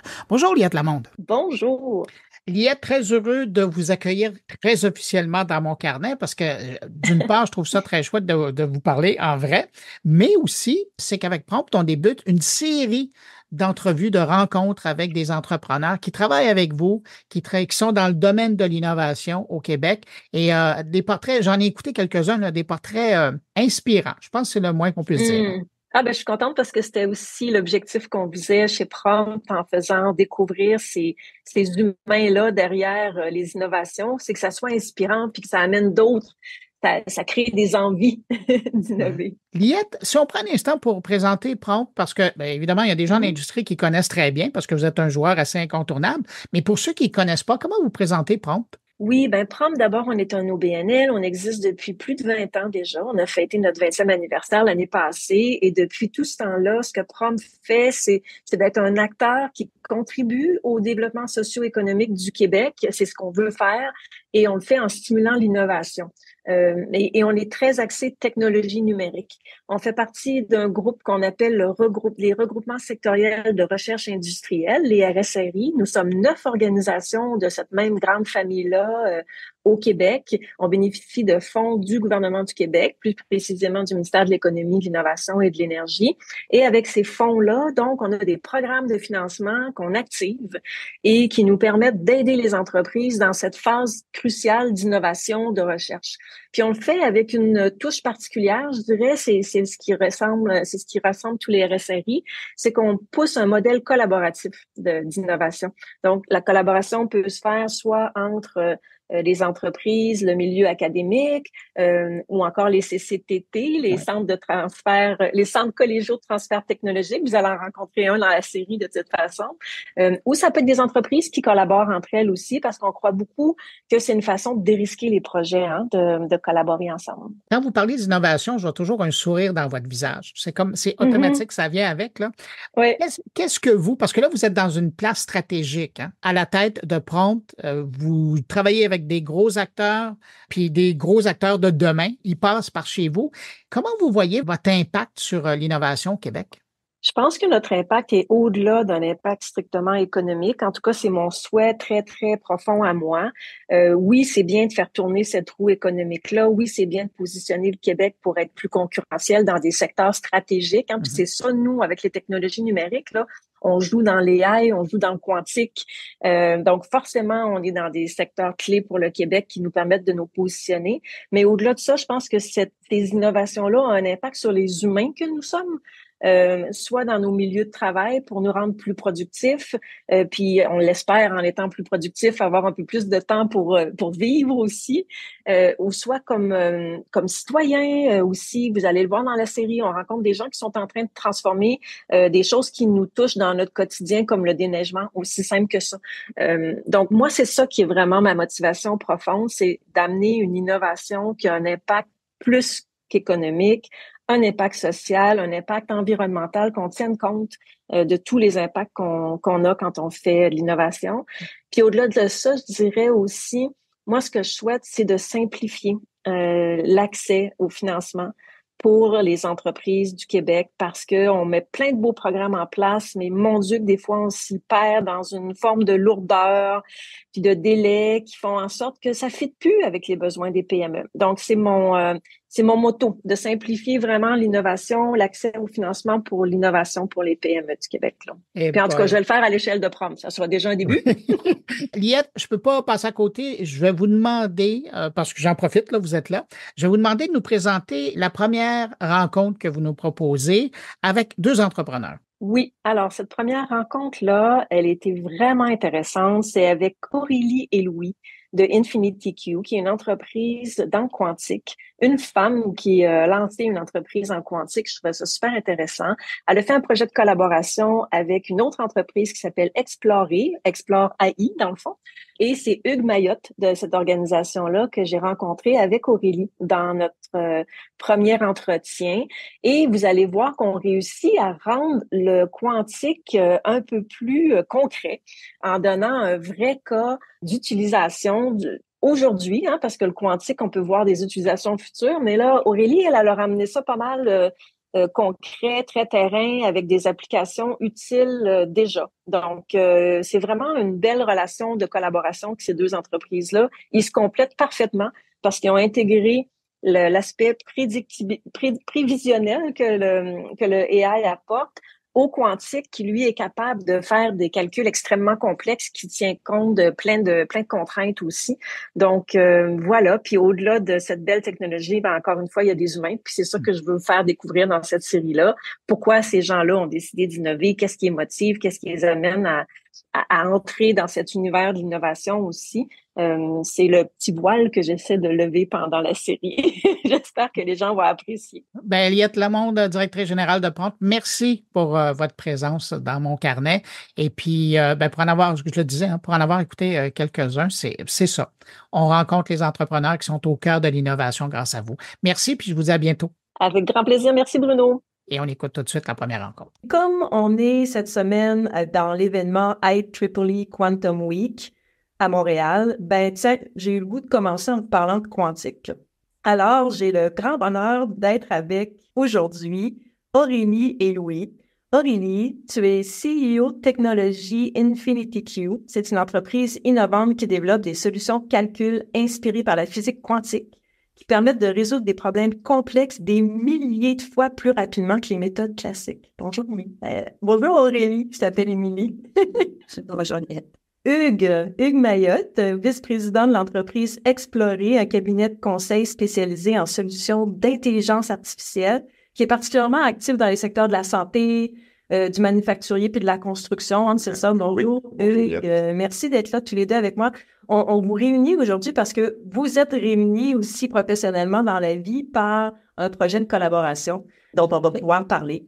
C'est un projet que vous avez fait qui vise à contrer le problème du voyageur de commerce, c'est ce que vous m'avez expliqué, à travers une plateforme innovante qui va combiner justement la technologie quantique d'InfinityQ et l'expertise en intelligence artificielle d'Explorer.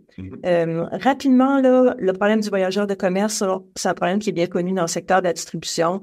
L'idée, c'est on veut optimiser la route du ou des livreurs en fonction de plusieurs facteurs, plusieurs contraintes qui impliquent de devoir utiliser des calculs complexes. On peut penser à Amazon, là, que tout le monde connaît, qui doit livrer des milliers, des millions de colis, qui ont des poids différents, des dimensions différentes, qui ont plusieurs livreurs avec des camions qui ont des spécificités aussi particulières. Donc, il faut essayer d'optimiser leur route avec toutes ces contraintes, tous ces facteurs-là.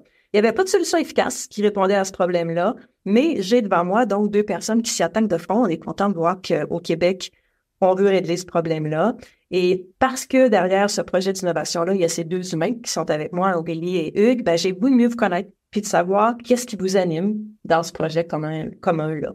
Alors, Aurélie, dis-moi, comment on devient une femme à la tête d'une organisation en quantique? D'abord, moi, j'ai un background d'ingénieur. J'ai fait l'école navale et j'ai passé 16 ans dans la marine, dans l'aéronautique navale. J'étais en charge de la maintenance du Rafale. J'ai eu l'opportunité d'embarquer sur porte-avions. Et après 16 ans, j'ai décidé de passer de l'autre côté, de devenir civil. Et je suis venue ici à Montréal pour faire mon MBA à McGill. Donc, de l'autre côté aussi de l'Atlantique. Côté de l'Atlantique, exactement. Et je suis tombée en amour avec l'entrepreneuriat un soir à McGill. Ça m'a amené à travailler un moment à Mila, qui est le centre d'intelligence artificielle de Yoshua Bengio. Et là, j'ai rencontré un professeur qui avait réécrit une formulation de la mécanique quantique. Et vu que j'ai un background, que j'aime beaucoup la physique, je me suis vraiment intéressée au calcul quantique et à ses promesses de révolutionner le monde. Mais le quantique, c'est pas pour tout de suite. Donc, je me suis dit, j'ai vu vraiment une opportunité en tant qu'entrepreneur. Je me suis dit, est-ce qu'il y a une façon d'utiliser des technologies innovantes qui pourraient permettre d'avoir ces capacités de calcul aujourd'hui, puis pas attendre 10 ans que le quantique arrive. Et ça, c'est possible grâce aux technologies inspirées du quantique. Qui utilise en fait les modèles mathématiques sans utiliser l'ordinateur quantique lui-même. C'était comme ça qu'on a lancé Infinity. Ben, merci. Et toi, Hugues, qu'est-ce qui t'a amené chez Explorer? Ben oui, j'ai un background d'entrepreneur, mais qui avait toujours eu une connotation avec la technologie dans toutes les industries que j'ai faites. Quand j'ai vu l'arrivée de l'intelligence artificielle, là, 5 ou 6 ans, que ça commençait un petit peu à bouger. Ouais, exact. Fait que j'ai vu que ce serait une belle opportunité pour résoudre plusieurs problèmes que j'ai eu dans mes autres entreprises. dont, entre autres, j'ai démarré une business de distribution à début des années 2000. Donc, j'ai vu que tous ces outils-là pouvaient avoir un impact sur l'efficacité de ces genres d'entreprises-là. Ouais, ben, on a là 2 entrepreneurs qui, comme bien des entrepreneurs, voient des problèmes et surtout cherchent des solutions. Donc, c'est ce que vous avez fait. Comment vous en êtes arrivé à développer cette innovation-là ensemble? Ben, en fait, c'est arrivé un peu naturellement de ce qu'Aurélie avait développé. C'était beaucoup sur la logistique de distribution, d'optimiser les routes de distribution. Et puis, il y avait le volet, on peut ajouter une couche qui est intéressante, c'est-à-dire de pouvoir faire le volet prédictif. Donc, avec des événements qui sont externes, par exemple la météo, par exemple le trafic en temps réel, les événements dans un centre-ville donné. Fait que de pouvoir combiner tout ça, puis d'avoir des éléments prédictifs et après ça, de séquencer ces points de distribution-là dans une route là, avec le logiciel RMTQ. Donc, une combinaison quantique IA. Tout à fait. L'avantage de ces 2 technologies, c'est qu'elles sont vraiment complémentaires. Puis, je pense que ce projet, ça avait vraiment en lumière cette complémentarité.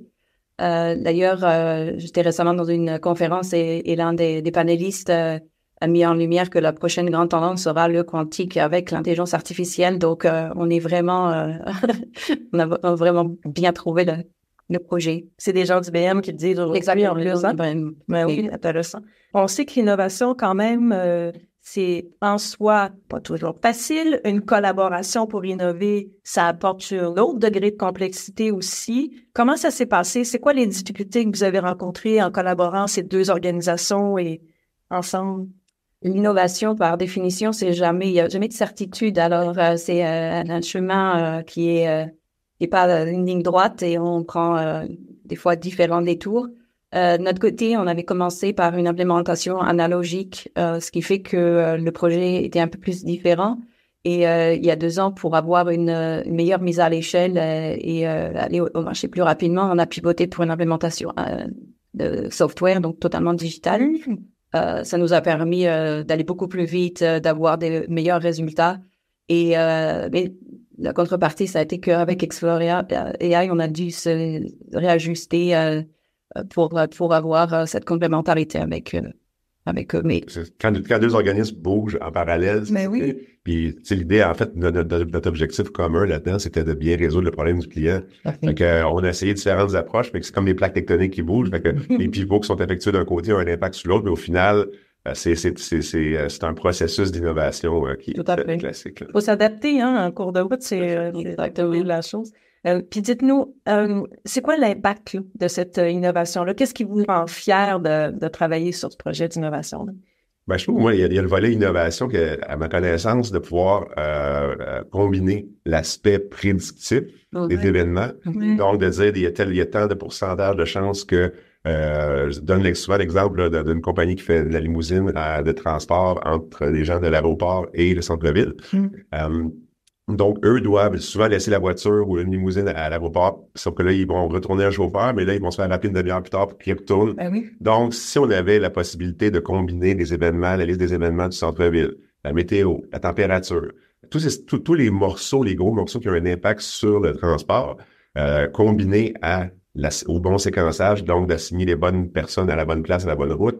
Donc, on a vraiment quelque chose de beaucoup plus large que simplement de lancer des points. Oui. Donc, on est beaucoup plus efficace. Oui. Tout à fait. Et notamment, il y a aussi un impact vraiment positif sur l'environnement. Si on arrive à optimiser les routes, ça fait moins de camions sur les routes, moins d'émissions de gaz à effet de serre. Donc, on a aussi en tête le côté de devenir plus vert. Donc, ça, c'est aussi une autre de nos préoccupations et de nos fiertés des impacts de ce projet. Il y a de quoi être fier, puis il y a même un impact humain, je dirais, sur la fatigue des chauffeurs, par exemple. Ça optimise davantage. Toute l'inefficacité a des conséquences autant écologiques que sur l'humain. Sur l'humain, tout à fait. Et les coûts pour la compagnie aussi. Aurélie, tu avais dit quelque chose quand on était en préparation de cette entrevue. Tu m'as dit l'innovation, c'est changer la vie des gens pour le mieux. Tout à fait. Je cite parce que je trouve que ça fait une bonne conclusion. Je vous remercie tous les 2. Je vous félicite pour cette belle collaboration aussi. Et si je vous rappelle à tous, si vous aussi, vous voulez innover en quantique, prendre un appel à projet quantique La date limite, c'est le 15 octobre. On attend vos projets. Merci beaucoup de nous avoir supporté dans cette initiative-là. C'est grâce à vous que ça nous permet de repousser les limites de l'innovation. Mais un grand bonheur de collaborer avec vous.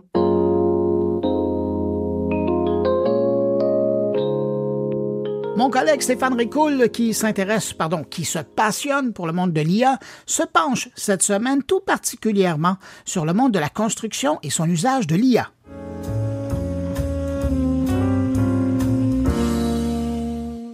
Les 24 et 25 septembre prochains aura lieu l'événement Batimatech.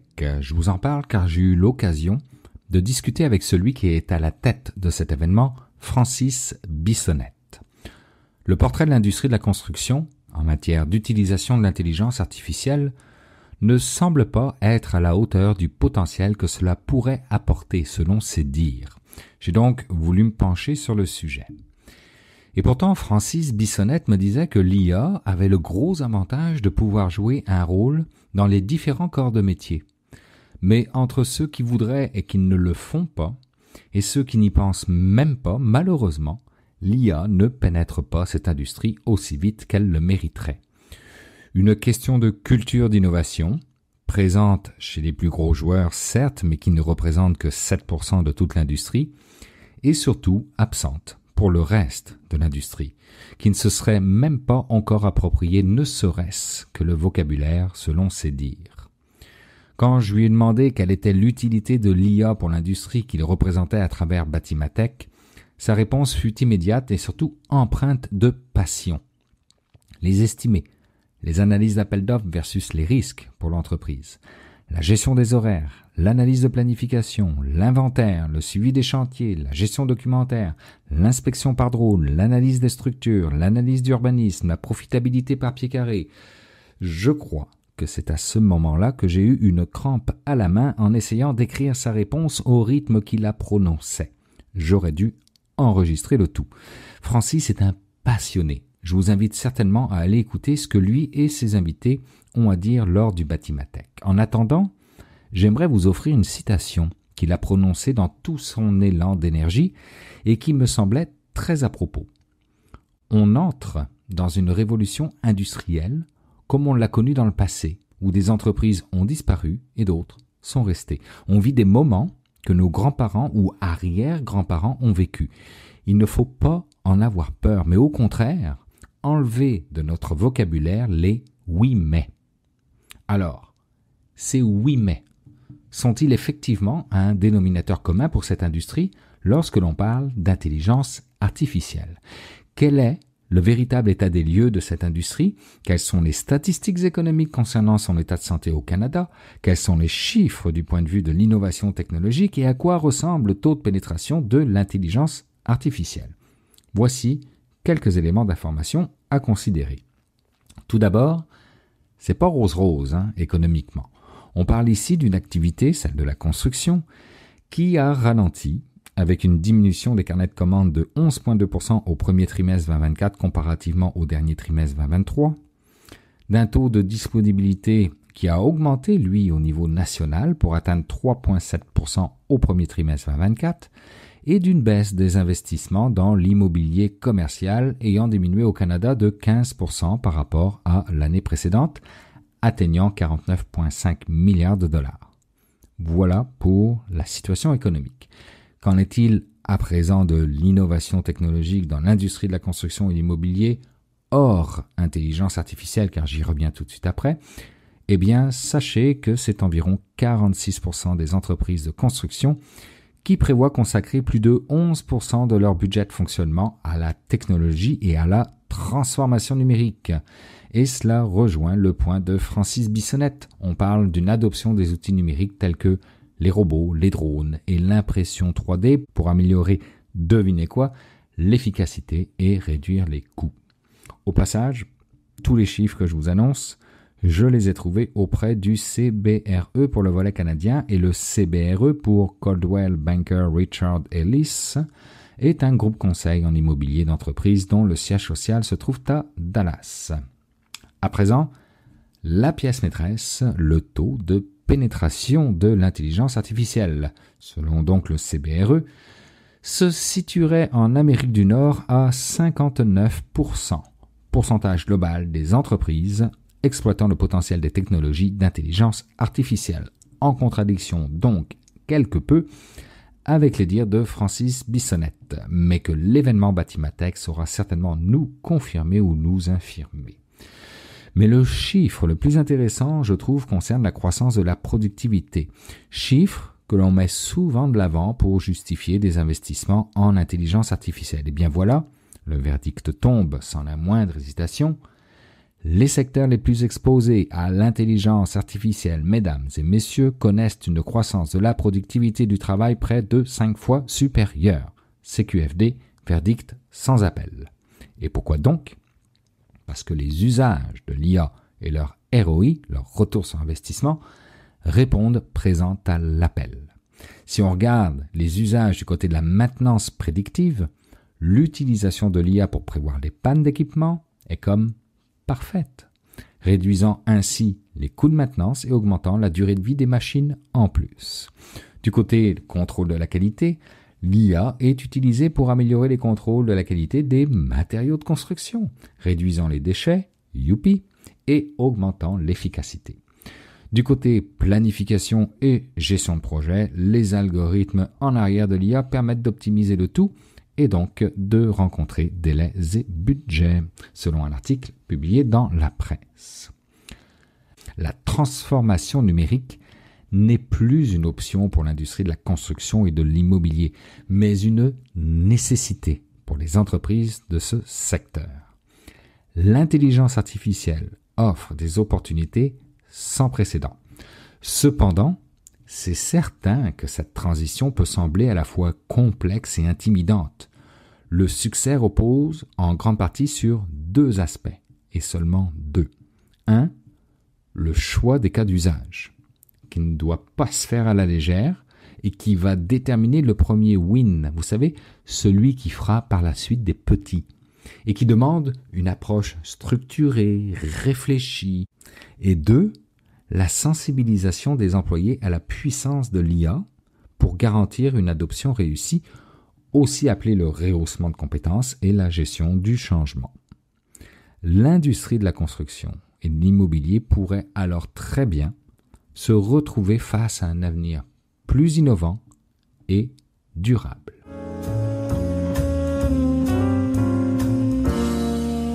C'est le temps d'aller rejoindre mon ami Jean-François Poulain pour parler UX. Bonjour Jean-François. Bonjour Bruno. Cette semaine, tu retrouves un de tes invités favoris. Ben oui, cette semaine, j'ai eu l'occasion de reparler avec Daniel Lafrenière. Comme tu le sais, c'est un invité qui revient souvent à mon carnet, parce que c'est quand même une sommité au Québec, dans le UX, dans le CX. Il est là-dedans depuis plus de 33 ans, donc c'est quand même un vétéran de notre domaine. Et puis, on l'avait interviewé l'année dernière sur un des livres qu'il avait écrit. Et cette fois-ci, il en a écrit un autre qui s'appelle « Humain ». Pour un gouvernement plus centré sur la personne. Et effectivement, je pense que c'est un problème qu'on constate de plus en plus, qu'on a constaté en fait du moins beaucoup dans les dernières années. Par exemple, le projet de la SAQ ou bien d'Arrivecan qui nous donne vraiment plus que l'impression que l'humain n'a pas été nécessairement tenu en compte dans la création de ces initiatives numériques. Et là, avec l'IA, et d'ailleurs c'est un chapitre dans son livre, on est encore plus confronté à ça avec cette nouvelle technologie qui se présente à nous. Ça devient vraiment, vraiment important. C'est devenu incontournable. Oui, donc c'est ça. J'ai fait une entrevue avec Daniel. On a parlé de son livre. Le livre va être disponible sur son site à partir de cette semaine, donc sur daniellafrenière.com. Il peut être acheté en ligne, donc à partir de là. Merci Jean-François pour cette mise en contexte. On va aller écouter cet échange que vous avez eu et puis nous, on se retrouve la semaine prochaine. Salut! Avec plaisir Bruno, à la semaine prochaine. Humain, avant tout, c'est un essai, donc c'est différent des autres bouquins. Les autres bouquins se voulaient plus, pas que lui, il n'a pas de conseils, au contraire, là, mais les autres bouquins se voulaient plus pratico-pratiques, des conseils, des façons de faire, avec un ton plus formel. Un essai, c'est plus mon opinion, c'est ma perception, c'est ma lecture. Et comment se fait-il qu'il y a des humains encore aujourd'hui qui subissent une lourdeur, des complications lorsqu'ils interagissent avec l'État étant la municipalité, le gouvernement provincial, le gouvernement fédéral. Municipaux. À toutes les semaines, je veux dire, je dirais pas tous les jours, mais à toutes les semaines, il y a souvent des histoires d'horreur. Et ma question quand je lisais ces histoires d'horreur-là, et qui me revient tout le temps, c'est a-t-on considéré l'humain? À chaque fois, là, a-t-on pensé à l'humain quand on a pris une décision? A-t-on pensé à cet humain qui est le citoyen, l'usager, le patient, l'enseignant, la dirigeante ou le dirigeant d'entreprise? Est-ce qu'on a pensé à ces gens-là quand on a élaboré une loi, un programme, une mesure, qu'on a implanté une nouvelle solution numérique, qu'on a construit ou aménagé un nouvel hôpital ou une école? C'est ça ma question. Dans certains cas, oui, OK, parce que tout ne va pas mal. Je ne suis pas là pour dire que c'est la catastrophe, là. Soyons très clairs. Il y a beaucoup de choses qui fonctionnent très bien, mais il y a beaucoup de choses aussi qui auraient besoin d'amour. Donc, c'est pour ça que j'ai écrit ce bouquin-là.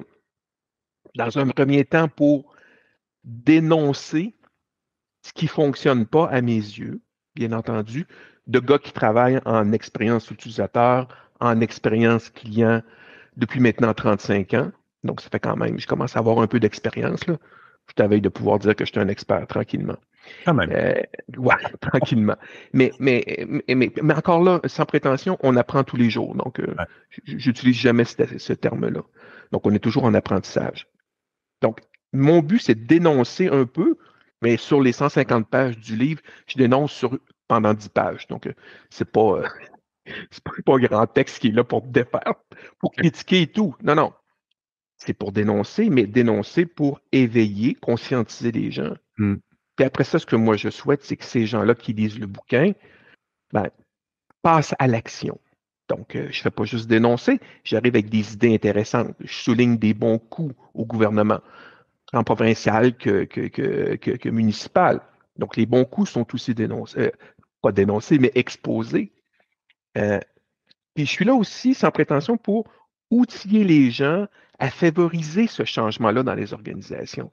Comment je fais pour faire face aux objections classiques que j'entends que j'entends étant n'importe qui au gouvernement qui propose une nouvelle idée pour améliorer la vie des humains. Donc, il y a tout un chapitre sur les objections. Je pense que j'en ai répertorié une vingtaine.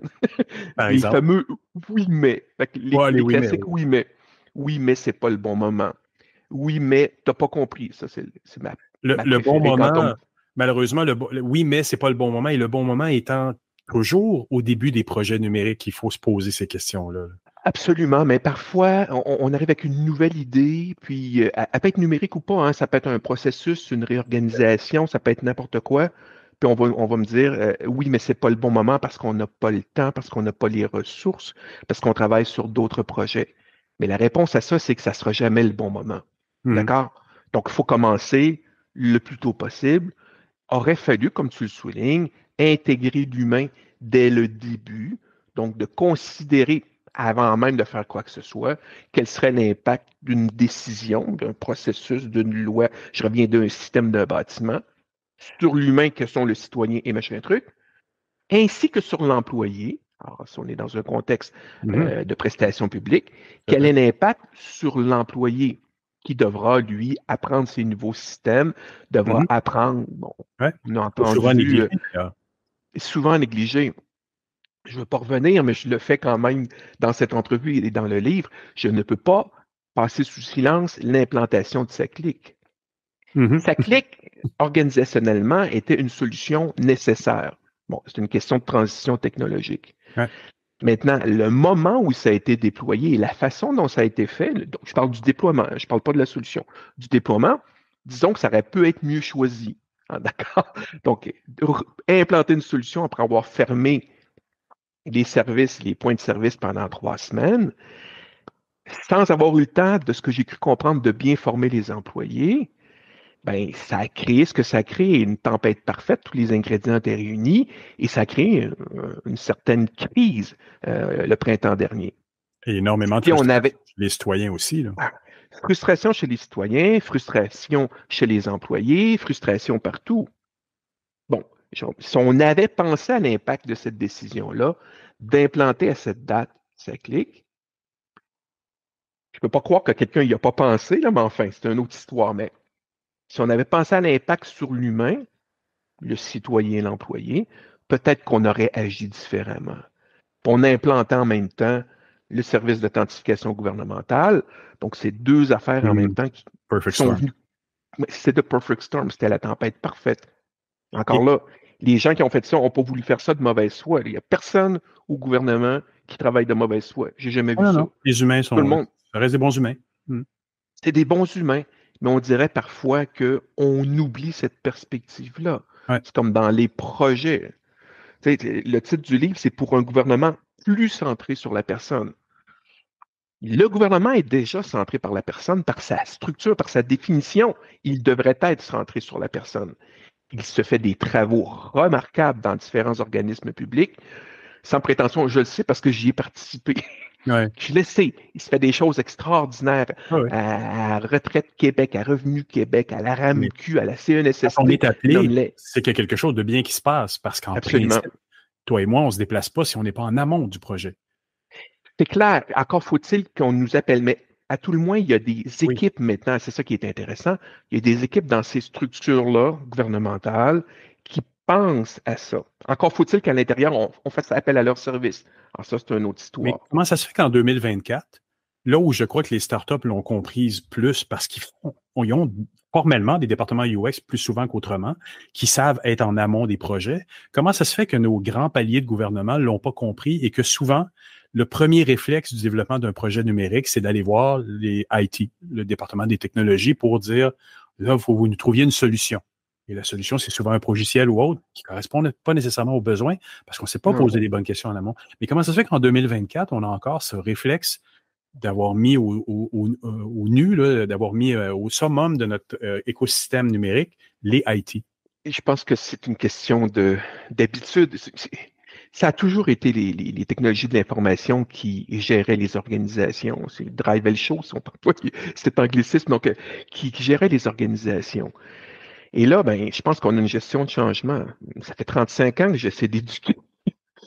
J'y parviens, mais je veux dire, faut le faire sans cesse, d'accord? Faut éduquer, expliquer, sensibiliser les gens à l'importance de considérer l'humain. C'est pour ça qu'en 2024, je ressens encore l'obligation d'écrire un bouquin sur as-tu pensé à l'humain?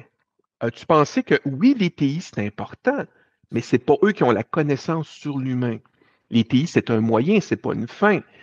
Mais tu sais, je rencontre parfois dans des organisations des directeurs de technologie de l'information, que ce soit au privé ou au public, là, c'est la même chose en passant. Là.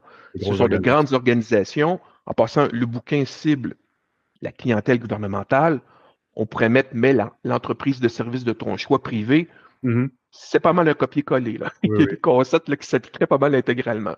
Donc, je rencontre les directeurs de TI, puis ils me disent, sais-tu quoi, on m'a donné la responsabilité de la transformation numérique, puis Daniel, je ne sais pas par où commencer. Non, mais c'est pas une blague. Oui, c'est un autre grand dossier aussi, ça, l'innovation. Et quelle méthodologie on utilise pour faire de l'innovation dans des grandes organisations? Ils ne savent pas. Puis des fois, puis on en parlait en préparation pour cette entrevue, puis c'est une conversation que toi et moi, on a souvent, c'est les gens achètent une méthode, tu comprends, ils se dotent d'une méthode, peu importe la méthode, et le problème qu'on a, c'est que les gens la suivent de manière aveugle. Donc, ils suivent une recette aveuglément, et moi, je rentre dans des organisations, et là, je vois... À l'époque, on se déplaçait physiquement, mais aujourd'hui, on fait ça numériquement, mais on voit des Kanban, puis on voit des tableaux, des posters remplis de post-it, puis on voit tout plein de choses. Et c'est très, très bien. Mais je leur demande, pourquoi vous faites ça? Pas tout le temps, là, mais ça arrive fréquemment qu'on me dise, c'est quoi? C'est dans la méthode. Oui, mais la méthode, c'est juste une idée, une façon de structurer ta pensée, puis une façon de structurer ton travail. Si tu ne sais pas pourquoi tu le fais, ça devient très inquiétant. Puis ça prend du savoir aussi, ça prend une connaissance, parce que tu as beau avoir une recette. Écoute, on utilise des recettes en technologie d'information depuis toujours, mais tu sais, ces recettes-là ont été faites pour appuyer les gens, leur donner une certaine forme de structure dans le développement d'une solution, dans ce cas-ci numérique, mais ne me garantit pas que ces gens-là ont le savoir, la connaissance pour utiliser convenablement ces techniques-là, puis en amont, d'avoir été consulter les humains à qui est destinée cette solution-là. J'ai écrit encore, en 2024, un chapitre sur les technologies de l'information, parce qu'il faut rappeler que, malgré toutes les meilleures intentions du monde, les gens des TI ne sont pas encore formés aux humains. Puis c'est pas pour rien que la plupart ont étudié en TI sans vouloir faire de blagues, là. C'est parce qu'ils sont bien devant un écran, puis c'est correct. Ouais. Mais encore là, j'en parle dans le bouquin, ça fait très longtemps. En 89, j'ai coécrit un cours qui s'appelait Interaction personne-machine, Interface personne-machine à l'Université Laval. Et ce cours-là, à l'époque, était même pas obligatoire. Il n'était pas au choix. Je pense qu'il était optionnel. En tout cas, la troisième catégorie de cours, là, à côté de méditation, puis j'ai rien contre la méditation, mais tu comprends ce que je veux dire, non? Oui, c'est pas obligatoire. En 2024, j'étais allé consulter le site web de l'Université Laval, et ce cours-là est encore à côté de plein d'autres cours, mais il n'est pas obligatoire. En tout cas, ça met l'eau à la bouche. On invite tout le monde à acheter le livre Humain, par Daniel Lafrenière, pour un gouvernement plus centré sur la personne, ou plus centré sur la personne. Donc, c'était un plaisir de te parler aujourd'hui, Daniel. Comme toujours avec toi. S'en procurer une copie, parce que je pense que c'est un livre qui mérite, qui mérite d'être lu. Puis c'est comme les autres livres aussi, ça vaut la peine d'en acheter 2-3 copies et de les laisser traîner sur les bureaux des décideurs. C'est une bonne idée. T'as rien contre? Non, j'ai rien contre. Achetez ça. Non, mais c'est un bon bouquin. J'ai mis des centaines d'heures dans cet ouvrage-là, d'accord, pour que les gens n'aient pas à le faire. Puis, comme tu as pu le constater, j'ai eu un grand plaisir à l'écrire. J'espère que les gens vont avoir autant de plaisir que moi à le lire. Assurément. Comme moi, j'ai eu à le lire. Daniel, merci vraiment beaucoup pour ton temps. Merci à toi, Jean-François. Eh bien voilà, c'est ainsi que se termine cette édition de Mon Carnet. Un gros merci à nos invités. Merci à mes collègues Jérôme Colombin, Stéphane Ricaud et Jean-François Poulain pour leur présence cette semaine. Et puis merci à vous qui avez écouté cette édition jusqu'à la toute fin. Très heureux d'avoir passé ce bout de journée avec vous. Je vous donne rendez-vous vendredi prochain pour une nouvelle édition de Mon Carnet. Et puis lundi, si vous avez pris la bonne habitude d'écouter 120 secondes de tech au quotidien. Au revoir, portez-vous bien.